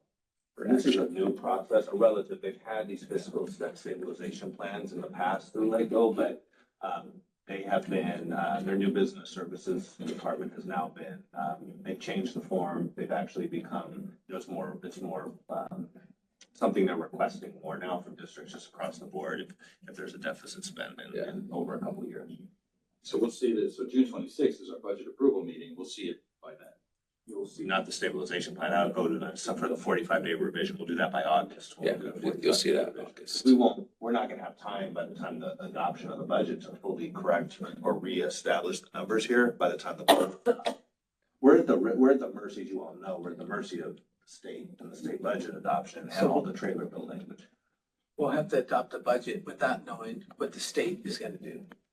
Or we'll know so soon that we'll know, but we're not gonna be able to incorporate it into our docs for you all to approve it, update it, which is why we have that 45-day window To revise. to be able to. It's- Yeah, revise. that's why that exists, to give us that time to make the updates. Sounds like we're gonna be usable. Yes. Yeah, Most of it. absolutely, yeah. Not that we're unusual, just that we'll need it. Yeah, absolutely. Okay. Nelson, I apologize for the math under the black bar on Yeah. the difference column. That is, yeah, I could see why you're kind of confused for that. I always go back and forth with myself as to if I should just kind of remove that piece, because the gist of the differences, what I'm trying to convey here are between just the revenues and the expenditure side. So, yeah, I apologize for the confusion there.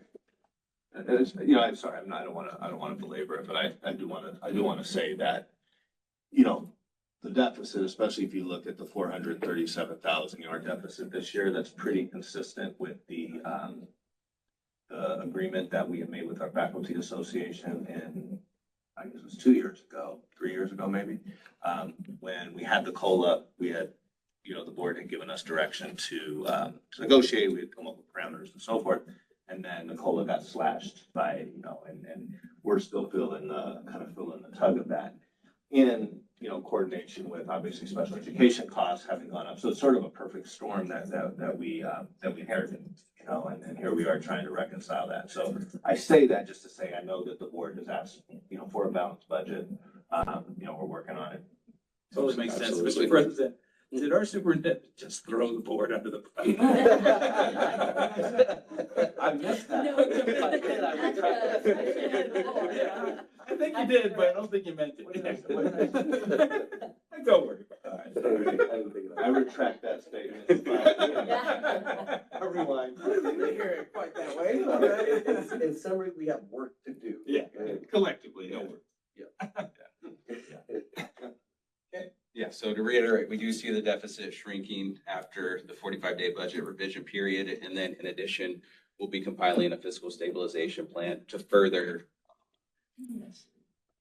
curtail the deficit spending and bring ourselves back to a balanced budget. So, please. And we're incorporating that in the scorecard as well. We want to have that will be a marker. Perfect. Budget deficit. So, I mean, that is the challenge for the 45-day revision period to get us a balanced budget. As close as we can. As close as you can. As close as you can. And we'll do, and I think what I said and I shared in my update, there's sort of 3 phases to this, right? It's first, it's getting the revenues, making sure that we know what revenue we're receiving. We're able to then reconcile the numbers. Then it's holding a budget committee meeting. I know Sean's gonna establish a time where we can get the budget committee together to actually workshop through that. And then we'll do our fiscal stabilization plan in some order.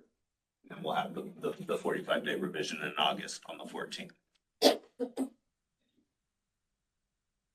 So this slide should be less confusing. I don't have that differences column there. This is a multi-year projection, again, on the unrestricted general fund. So we have the current proposed year, 25-26 plus the 2 years, which is required. So 26-27 and 27-28. And just some differences kind of across the board. Again, we've incorporated the COLA increases. And then the whole accounting treatment of the RDA funds. So now they're being accounted for in Fund 40. And so to bring those funds into the general fund to help offset some of that routine restricted maintenance contribution, we're transferring those funds in from that RDA fund, Fund 40. So that's why you'll see those increases in those out years. And then again, that's kind of having that impact on the contribution amount. So when you see the contribution amount growing from 25-26 to 26-27, a big portion of that is that transfer in from the RDA, because it's going from the unrestricted side to the restricted side. And then in the expenditures, certificated classified salaries and benefits, we built in the step and column at 1%. And then in 25-26, we are exhausting our AMIM funds. And so we had earmarked 400,000 of that in 25-26 to cover the cost of some of our health and welfare. So when you see the increase, that's an increase on the unrestricted side. It's not an overall increase. And then in other outgo, again, yes. Keep coming back to the contribution number because it's such a big number of our overall budget here. So if, great, so help me understand, if we're transferring in monies from RDA funds into that line, why does the deficit go up instead of down? Because before, in the general fund, the restricted funds were sitting on the restricted side when all the RDA funds were being accounted for in Fund 1, so you wouldn't see any sort of contribution between the unrestricted and the restricted side. Does that make sense? It doesn't. So the RDA funds, To be honest. this fiscal, that's okay. So this fiscal year and then in previous fiscal years, the district has just accounted for all these RDA funds in the general fund. But they've accounted for them on the restricted side. So these contributions right here are a contribution from the unrestricted side to the restricted side of the house. So in previous years and to the extent in this current fiscal year, you're not seeing that contribution because the RDA funds are already sitting on the restricted side. So they don't account in this contribution. So you're not seeing that contribution from RDA to routine restricted maintenance. Whereas when we're transferring these funds in from Fund 40, they're coming into the general fund unrestricted, and then we're taking those funds and then we're moving them to the restricted side to cover the routine restricted maintenance costs. What do we, so we, Yes, it's, so we receive a dollar amount from the state for routine restricted maintenance, 3%, call it roughly of our budget, right? we don't receive any funds. We're just required to contribute 3%. So we allocate 3%. Okay, so we're not receiving that, so we're allocating 3%, and that 3% we're actually taking it from the RDA? Correct. Okay, that makes a lot more sense now. There. Thank you. Absolutely. See, I, for some reason, I thought that we were meant to receive those funds to not just allocate, but to fund the 3%. Yeah, so we're that's required to contribute 3% of our total expenditures to routine restricted maintenance. So what the district does is we do take a portion of those RDA funds to help fund that 3% for routine restricted maintenance. In the restricted side, on the restricted side. Correct. The bottom line, the contribution here, the bigger picture is Fed is taking more resources. That's what, basically. Yeah, like a bottom line, dollar for dollar impact. Yes, SPED is kind of hitting the contribution side because we simply don't receive enough federal and state dollars to fully fund special ed. Sean, what was helpful for me, and maybe as part of our budget committee meeting, maybe do a budget committee or start going with that, when I sat down with Greg and we kind of looked at what the elements individually were within the contribution, because then you could literally see like, okay, this contribution has to have, there's just no way around it, but then so you could start differentiating, because it's a collective of 3 or 4 different things. But it's hard to pull it out when you look at it like this. So I would just suggest, I think that would help answer some of the questions, just to see it. Absolutely. Yeah. Oh, absolutely. Rebecca, were you asking a question? I'm sorry. Yeah, I have just on the federal revenue line. Is it new that we have 0 there, or is that like all the federal consistent? revenue that comes in, Rebecca, is on the restricted side. So you won't see any Okay. on the unrestricted So side. this isn't a new impact. That's what I was just trying to. Correct. It is not. Yeah. Okay. Thank you. Yeah, absolutely. And then these are the projected ending fund balances for all of our other funds. Again, on the child nutrition side, we are experiencing, increase in food costs, and then we budget in a step and column there as well. Another big difference is for the building, the GO bond fund 21. We're incorporating the Series B issuance into that fund. In capital facilities, developer fees, we're budgeting some additional amounts to kind of help, augment any of the GO bond projects that might need some additional assistance. And then in Fund 40, that RDA transfer of funds to Fund 1 to help with the routine restricted maintenance contribution is there. And just a point too, you see the Fund 17, Fund 20, those are also reserves for the district too, to add that. We just keep them here because that's how we've done it over the years. And then also point out the 1.3 million, where did I just love there, sorry, 135. A portion of that is also as part of the CTE studio project. So I just wanted to point out that's getting transferred back. We've been waiting on Noemi. She hasn't gotten us information. We've asked for about 6 months. We still haven't received it. I'm just kidding, Noemi. No, we're still waiting on some information. There's some accounting that we need to go through. Basically, because we will receive some of that. So some is going to go back to the state, but we have our attorney fees that we've calculated. We'll request the fees for program management, et cetera. So we're putting that together, and in the next few months, we'll end up looking that out. So that number is going to look a lot less because of that. The increase in some of those funds is accounting for interest revenue earned. That's all I have. If there are any other questions or clarifications. My colleagues, I think Thank you, Sean. Thank you. Yeah, we asked our questions. Wendy, nothing on the public? Any comments or questions from the public? Michelle, I will not take that. I will not accept that motion. I'm going to go ahead and close the public hearing at 7:46. All right. Thank you both. Thank you, Maggie. Thank you, Sean. Good board member. Hello, Rebecca. Yeah, welcome back, Rebecca, on the screen, because we had the slide presentation earlier. So welcome, welcome back. All right. Actually, item 7.3, special presentation number 3 on local control. And Michelle wanted to hear the presentation again. So waiting back. We're done. I think we're gonna go to section 8, which is reports and information. Board member reports. I'm going to go ahead and start with Rebecca. So she is online. Let's start with you, Rebecca, with your comments, please. All right, thank you. Good evening, everyone. I'm currently attending a conference in Alabama, which is why I'm not with you there in person, but it's good to see all of you. I just wanted to share some remarks about the things that we've seen in Los Angeles County in the last few days.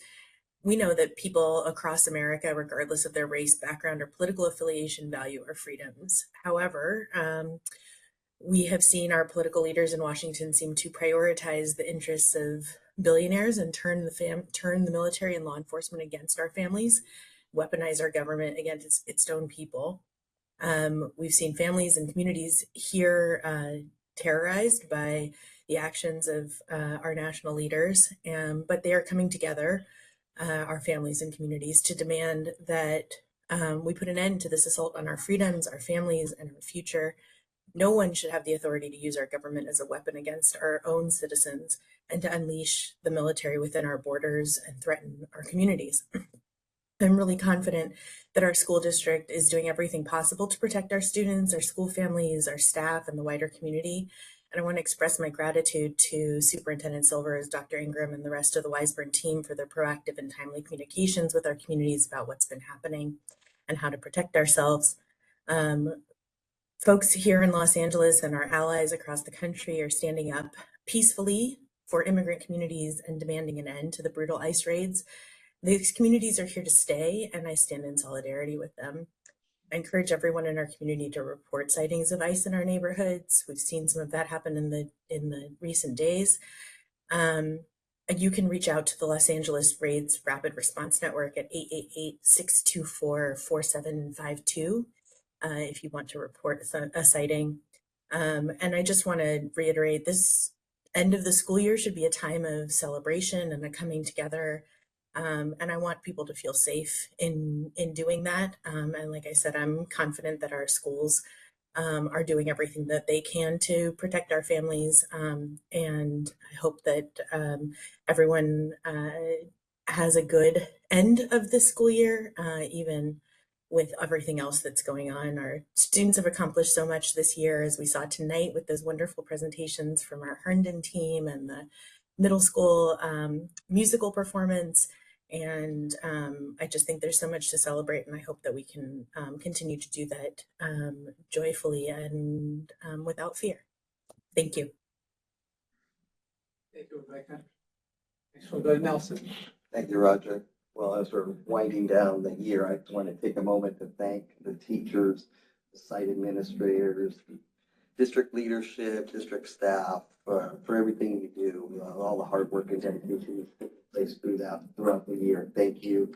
As you can see this evening, we saw a small sample, a small snippet of the results of that through the Herndon program, through the Muses, right? Did I get that right, Michelle? Muses and the Bulldog Bark. So, and that is all attributed to you. So thank you for all the work that you do. Really, truly appreciate it. We're very grateful. I also wanted to take a moment to congratulate all the promoters and the families of the promoters. We got some promotions coming up, obviously Wednesday, and graduations coming up on Thursday for high schoolers. So just want to congratulate all the graduates, all the families as well. I have my son that's graduating this Thursday, so it's pretty exciting as well. And I just want to take a moment also to wish everyone a wonderful summer. You guys deserve it. So that's all I have. And just on the heels of what Rebecca's comment, I just want to thank both Dr. Silvers and Dr. Wonder for sending out the messages to the families with regards to the current environment. You know, school should be a safe place, and I'm glad that was a united message that we sent. So that's all I had, and thank you, everyone. Thank you, Nelson. Neil. Thank you. Well, my colleague said it very well. I'll be brief in that, first of all, Nelson, I'm sorry, since you know we had a little communication on this, but I want to say this publicly. Nelson's been with us 20 years. We knew that from our last board meeting, and unfortunately I was unable to attend that meeting, but I wanted to share my appreciation. Folks, he's as dedicated and committed as he's ever been. He's a remarkable board member, just like the rest of my colleagues, including myself. Really a wonderful group. Thank you for your commitment and continued contribution. Thank you. Thank you also to the teachers and the staff and everybody involved in making this year a success. Again, I wasn't able to make the last board meeting, but I was able to make the recognition of the staff. And that was a joyous day. That was super fun to be at, as were my colleagues, Michelle and Rebecca. As to Rebecca's comments, I did want to echo something that I thought is really powerful, in that this is difficult, unfortunate, challenging time. How do you handle difficult, unfortunate, challenging times? You look to your values, you look to your foundation. We have taken the time to create that when we did not have this stressful time. And I want to point to two things. One, the assurances, the goals that you identified, Maggie, in your presentation are our 5 assurances. What's number one? Safety. And safety, specifically, a safe learning environment, both physically and emotionally, for all our students, our staff, and our community. So that gives us the dedication and the direction as to we should protect our kids. Then we look into our community. Then we look into our values: collaboration, innovation, accountability, and one I want to focus on, inclusion. I want to read this. We believe every individual, regardless of differences of background, abilities, or characteristics, feels respected, valued, and welcome, and that they do so in a supportive and accepting atmosphere that promotes collaboration and mutual understanding, ultimately enriching the educational experiences of everyone. Thank you for living into that. Thank you for communicating to that. Thank the board for supporting it. Thank you for our community for the work you did to give us this direction. It tells us where to go and how to act. Thank you. On a less serious note, or actually maybe just as serious but more fun, we had some great traditions that were mentioned here. The Herndon group was a great tradition with great success. The first place, wow. The musical was incredibly successful and great excitement there. I do want to point out that was partially, I think, half funded by WEF, and want to give them a shout out for their terrific work and thank you. It's the last week of school. We have promotions, graduations, fun time. Thank you, everybody. Have a great summer. Right in the yearbook. What was the phrase you always used to say? Stay cool or something. How you do your sign off. Yeah, thank you. On that fist pump, we're gonna go to Michelle. Not a fist pumper. Thank you. I mean, my colleagues said it the best, but I just really wanted to talk about mostly that I am just grateful for the leadership of the school district. And I think by having a strong school district and with that leadership, the community has followed suit. And I'd love to see, I'm just so proud of the support that our community, the outpouring of all of our families, and you see it everywhere, where people are speaking up and saying, we are here for you, and we will, you know, do whatever we can to protect the community. And that is really heartwarming, and that's exactly what I knew our community would do, but to actually see that in light of this time that is very, very difficult for so many people. That is exactly why I love it here. The presentations of Herndon and Newsies is just an example of the opportunities of engagement that we provide for our kids. And I think that that kind of engagement into a school district, into schools, into that trickle out into our community is what makes us so successful, and how our kids can be a reflection of that. And I'm immensely proud of that as well. And yeah, just 3 more days. We can do it, everybody. I know it's a slog, and we're gonna get there. The kids are crazy, but they are excited, right? And that is that we have to remember that youthful excitement of the summertime and what it can bring is what we have to remember, and to take it with grace, and just know we're gonna get there. So thank you, everybody. Another fist bump. Another fist bump. And Michelle, can you please remind us how many more days? 3 more days. I'd like to know in hours. Thank you, Michelle. Thanks. Couple comments from myself as well. I'd like to, first of all, thank the Wiseburg community for entrusting us with the safety and security and the education of your children, which are all of our students. I think you heard me say it in the past. Once they're here, they're all our kids. They're all our students. We take that responsibility very seriously. Thank you, Neil, for sharing our core values, and the primary pillar there being safety. We take that very, very seriously. So thank you again for entrusting us with the safety of your students. We do have a written plan in terms of response, right? That has also been circulated if it's needed, you know, with regards to a visitation potentially from ICE to our schools. That has been shared with all of our teachers, our faculty. There is a written response plan and what action steps we would take should that be needed. Hopefully it's never needed. I firmly believe that students need a safe environment free of any other outside influences so they can flourish in their education. School is not the place to do political action or activities like that. So, but I wanted to share that with everyone because we do have a plan. We do have contact with our local law enforcement agencies as well. And again, there's also training that has been distributed, both written and in verbal, with all of our staff. So thank you for that.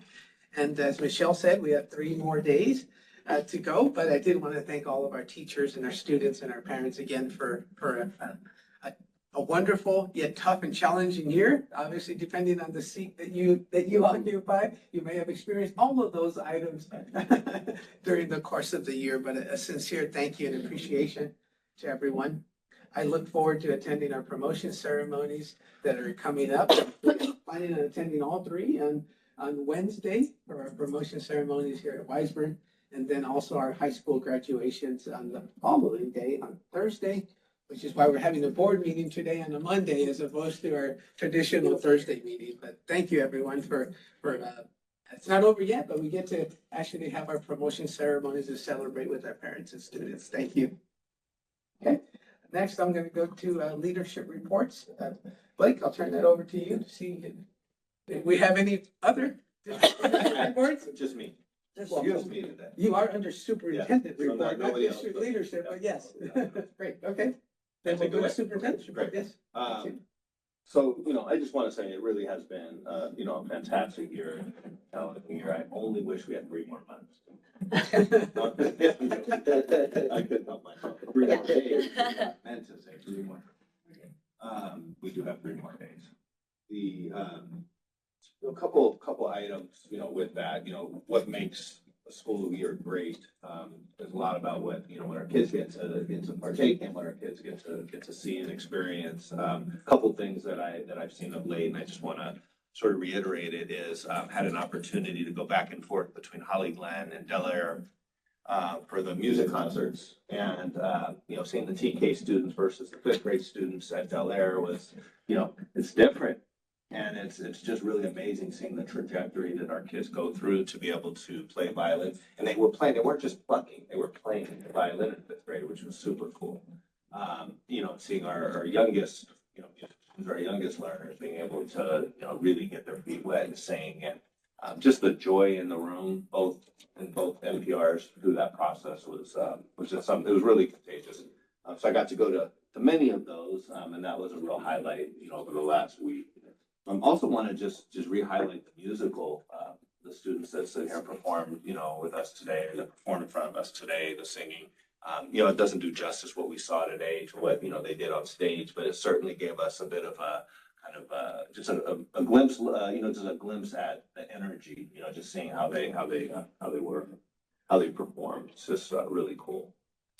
Also want to talk about the dashboard and the scorecards. We're in the process of trying to put this together and finally get it right after 7 years, basically. I think we're gonna really take a swing at it. Had a chance to communicate with Joel, sent some of your feedback, Neil, to Joel, just for the record. Neil had sent had looked at the dashboard, sent some feedback, sent that over to Joel, and really capturing it in two areas. What we're gonna try and do is build out. So it really was 3. So one of your recommendations was basically, it was about the organization of the chart, which was relatively easy. That's pretty low hanging fruit for us to go through and do that. And then there were 2 others. One is comparison to other metrics, and so looking at county, state, having that visible, and then also some local indicators. And so what we're proposing is to take a look at about 10 like districts that we would follow over the next 3 to 5 years, the same districts, because you have to have the same districts to be able to see that growth. So we have started to identify those locals, and we would call that, so you'll have your state, your county, your state, then you have your local, even though they may not be local, but we'll figure out it's peer. Yeah. So we would do that. And then the other piece of it is really looking at district targets and what targets for each of these scorecards, and what, instead of us, I know, we had talked, and I had talked about, arbitrary numbers and all of that, and how you come up with what the top end is, the low end is, and all of that. So, just Joel had recommended maybe leadership, and actually have a workshop on it. We actually go through it and we select it. There's probably, rather than, sitting behind a desk and me sitting in an office and trying to come up with the right numbers, that we actually collectively think about, what can we reach? What does that look like? So this work will continue into the summer, but I just wanted to give you a bit of an update on what our conversations had been. And I know I didn't follow up yet with an email to you, so I figured this is a good opportunity to kind of share, what we pulled from that. Also want to highlight that niche ratings for 2025 just came out. I know I shared that in an update, with the board, and just want to highlight some key rankings. Number 3 of 78 most diverse school districts in Los Angeles County. I think that speaks really highly to what we're talking about today. Number 5 of 143 districts with the best teachers in Los Angeles area. So, kudos to our teachers for that. That's amazing. Number 5 of 144 most diverse school districts in the Los Angeles area. So it's county and Los Angeles area. And then number 12 of 674 districts with the best teachers in California. Another really, really impressive statistic. Number 14 of 58 for the best school districts in Los Angeles County. That's 81 districts, give or take 80. Sometimes I'll consider 81, but it's pretty awesome that's those are our rankings. I just wanted to highlight that because, talking about a good year and seeing that, I think it's really, despite the challenges, that's pretty cool. Make sure we get that out. One of the new newsletters. Yeah. We have a press release that is going out. Okay. So we're doing a standalone communication for that that will go out. And one last comment on the dashboard. I wanted to if you do have that summer exercise, maybe as part of your how-to, and you come up with thresholds of targets, I would encourage us on the board to give grace to, this is a guess, it's our best shot. and allow a quarter, well, half a year to go by and say, hey, we're learning. We don't want you to be so threatened by this that we don't attempt something. We might get it completely wrong. That's okay. We'll learn from it and grow as a result. I just want to give the team and you grace to know you have that, at least from my perspective, that agreement. Also had an opportunity last week, and I know we shared this at a previous board meeting where students from Del Air and Aviation were able to participate in a basketball tournament with Hawthorne School District, part of what they call like the Good Neighbors basketball program that was supported by the Hawthorne Police Department and the city of Hawthorne. So our team, we had a first place winner. So I'm gonna mess it. I did not write this down. Our first place team, I believe, was Del Air, 5th grade. And I want to say 4th grade was at Aviation won first place. I've mixed them. It's one or the other. I apologize. But more importantly, the kids were invited to go to a hangar. For those of you that don't know, like, HPD used to have a helicopter. They no longer have a helicopter. They sold their helicopter. Now they have a plane. Because they're using drones for a lot of the footage that they used to be able to do with helicopters. And so the plane had a hangar. They were able to vacate the hangar and they put on a watch party for the NBA Finals on Thursday. They had food and the city manager was there. Chief Tomatani was there. The 2 captains were there. Other law enforcement personnel plus city personnel. So kids got to ride the shuttle onto the runway, not the runway, but inside the airport, within that area, and then got to hang out, eat hot dogs and hamburgers and play. There was like no basketball hoops set up, and it was just nice. It was a super fun night, and just a really cool event to end the year. I know that next year they're looking at possibly doing it in the middle school instead of elementary, just to kind of switch it up and different. So maybe our middle schoolers will then compete next year. Also had a chance with Maggie to meet with the WEF board members to work on the budget for next year and look at WEF's priorities, district priorities. And just I say that all to say, we saw things today, the Herndon competition, we saw the music, we saw the musical, talking about the music performances. This is all supported by WEF. So this ongoing collaboration, conversation that we have as we set our priorities for the year, and they set their priorities for the year, that we really work together to try to find the best outcomes for kids, and the community across the board. So that was a really productive meeting. Looking forward to realizing those programs as we move forward. And I'm not going to end on a tough note, but I just want to say that obviously there's some fear in the community as it relates to what's happening with ICE and with raids and all of that. And I just want to say, as we said in our message, that we're committed to making sure our students feel safe, secure, and at home at our school sites. And that, we are well prepared to be able to handle a situation that may arise in the event that there is a situation with ICE on one of our campuses. We're not letting ICE agents walk onto our campuses without all the appropriate documentation that I don't expect them to have. So we'll be able to address that. Should it come, we have 3 days left. We're going to keep our fingers crossed. Obviously, we have ESY, we deal with it there as well, and retrain there, but hopefully we get through this next 3 days unscathed, and then it's not an issue, but we're prepared to get that. So thank you, Dr. Ingram, for helping get us there, and put us in that position to feel comfortable with that. And lastly, I want to just say, we're 3 days away for the end of summer. I'm sorry, it starts already. End of the school year. Wow. I have great months left. I just want to thank everybody, thank the teachers, thank our staff, thank our leaders, thank the folks in the back. Tony's not here, Jim, and Noemi and Cherie and Wendy, and the school board for really putting forth that, it's a lot of work, to get through a school year, a lot of choreographing and all of that. So with that, I wish everybody happy summer. I accept a soundtrack.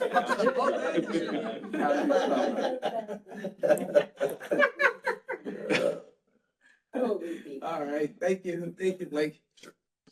We're going to move on to our next section. That's section 9 of the agenda for public comment. It's items on the agenda. Wendy, do we have anyone with a comment on agenda items? And Jim, can we share the screen with the agenda on it? That should Oh, be, sorry. Okay, concurrently, I'm moving to section 10, which is consent items. Is there a motion to approve item 10.1, which would approve items 10.2 through 10.4? You have a motion for 10.1? You have a second and a comment? Okay, motion and a second. Neil?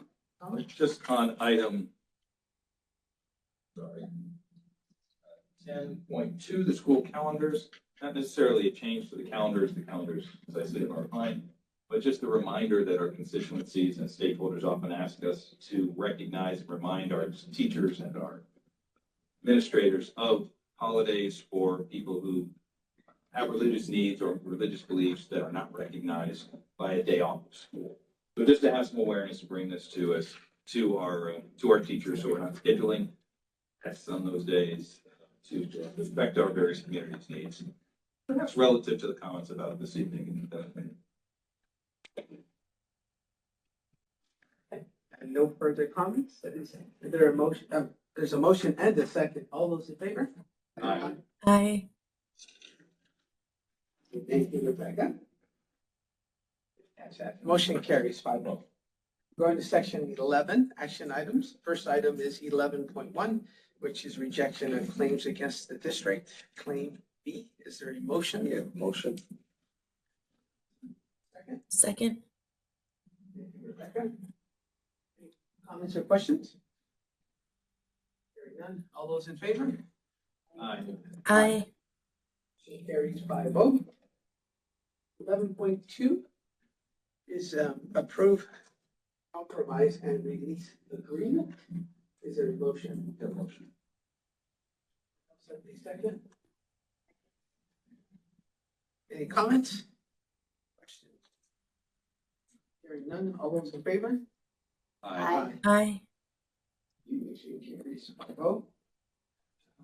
Item 12.1, we do have a modification, so I'd like to go ahead and make a motion to approve this item, door access control improvement project at Aviation Elementary School and Whitebird Middle School to Kaya Services LLC to be paid out, to be paid out of Measure E.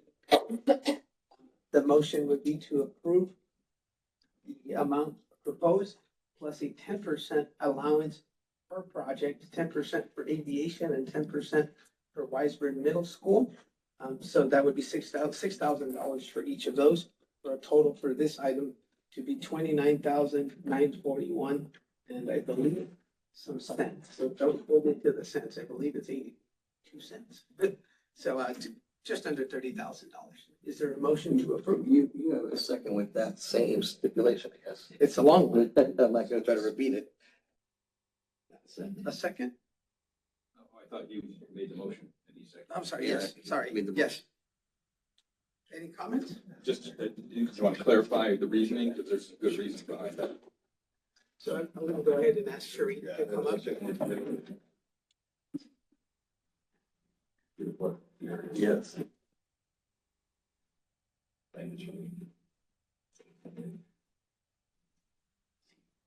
Good evening, board. Did you ask the question? I missed it.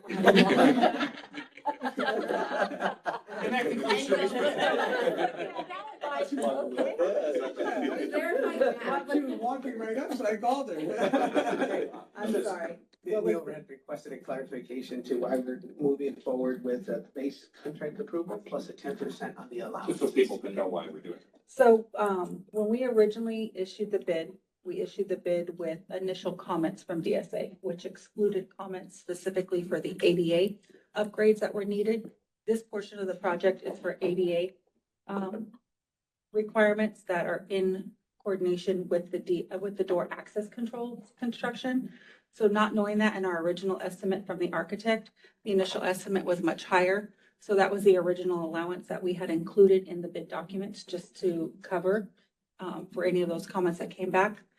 As a reminder, we did not receive any bids for this project. So we went to formal negotiations per public contract code with contractors that are currently already working for the district. And Kaya did come back with the lowest bid. So we did move forward with them, but per public contract code, we should not be exceeding a 10% allowance based on base bid. So we're just correcting that now formally. Please note that with some comments, they're more than likely, because these are lower allowances for the project, there will potentially be a change order that will come once we have everything finalized. Small. Correct. Thank you. We're good? Okay. Right. Thank you for that. You're welcome. explanation. Thank you. All those in favor? Aye. Aye. Item 12.2, change order number 3, bid number 2025-03. Conversion and kindergarten classroom door addition project, Hartman Elementary to our dependable construction, also to be paid out of Measure E funds. Is there a motion? So moved. Second? Second. Rebecca, thank you. Any questions? Hearing none. All those in favor? Aye. Aye. Motion carries 5-0. Action items, section 13 of our agenda. Item 13.1 is to approve the contract. That was wrong. I'm sorry. 13.1. We just approved. Yeah, not on the paper. Oh. The one that you have on paper, but on the screen is fine. So you can read it from the screen. So it is 13.1. Yeah, it is 13. Okay, that's what I have. Good. It says to approve contract curriculum with Curriculum Associates for iReady assessments. And 13.2 is to approve McGraw-Hill ELA renewal for 3 years. Is there a motion to approve both? I love the motion vote. Second. Any comments or questions? No? All those in favor? Aye. Aye. Aye. This is moving toward more All data. right. Item 14, personnel. This is item number 14.1. This one, before I make those, is there a motion to approve amendment to superintendent's contract? We're love to motion this amendment to Dr. Silver's contract and extend him for a myriad of years to come. Yes, you have a motion. Thank you, Nelson. Second? Second. All right. Rebecca? Everybody seconds. Thank you. Thank you, Rebecca. So I think that's the first time we have 5 motions in 5 seconds.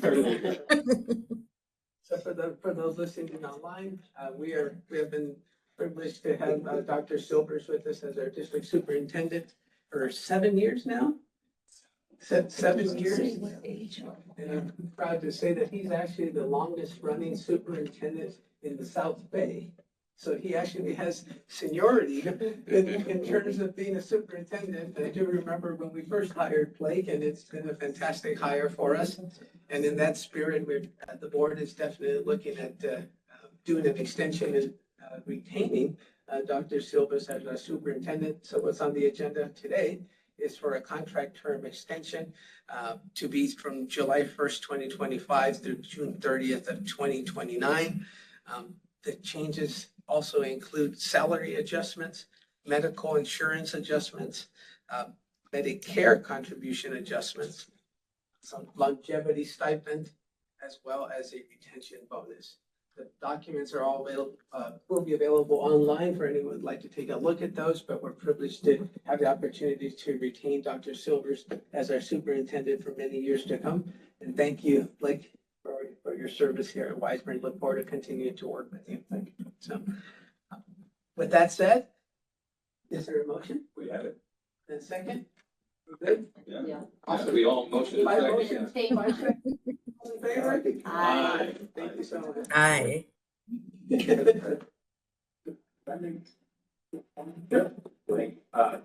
So I remember distinctly, and I know, Michelle and Rebecca weren't there at the time, but 8 years ago now, about, had an interview with Joanne at his house.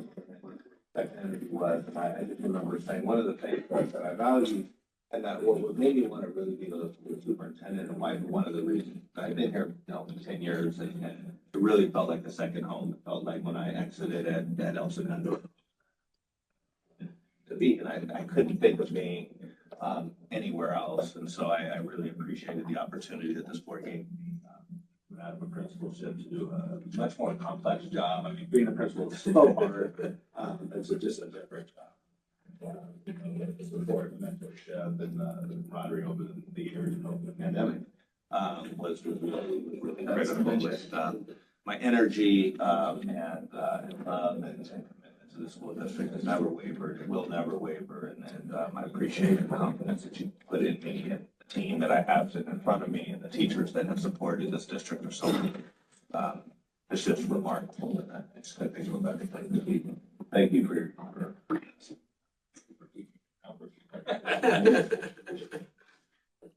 Mutual win. Thank you. Thank you. Definitely our pleasure. Thank you.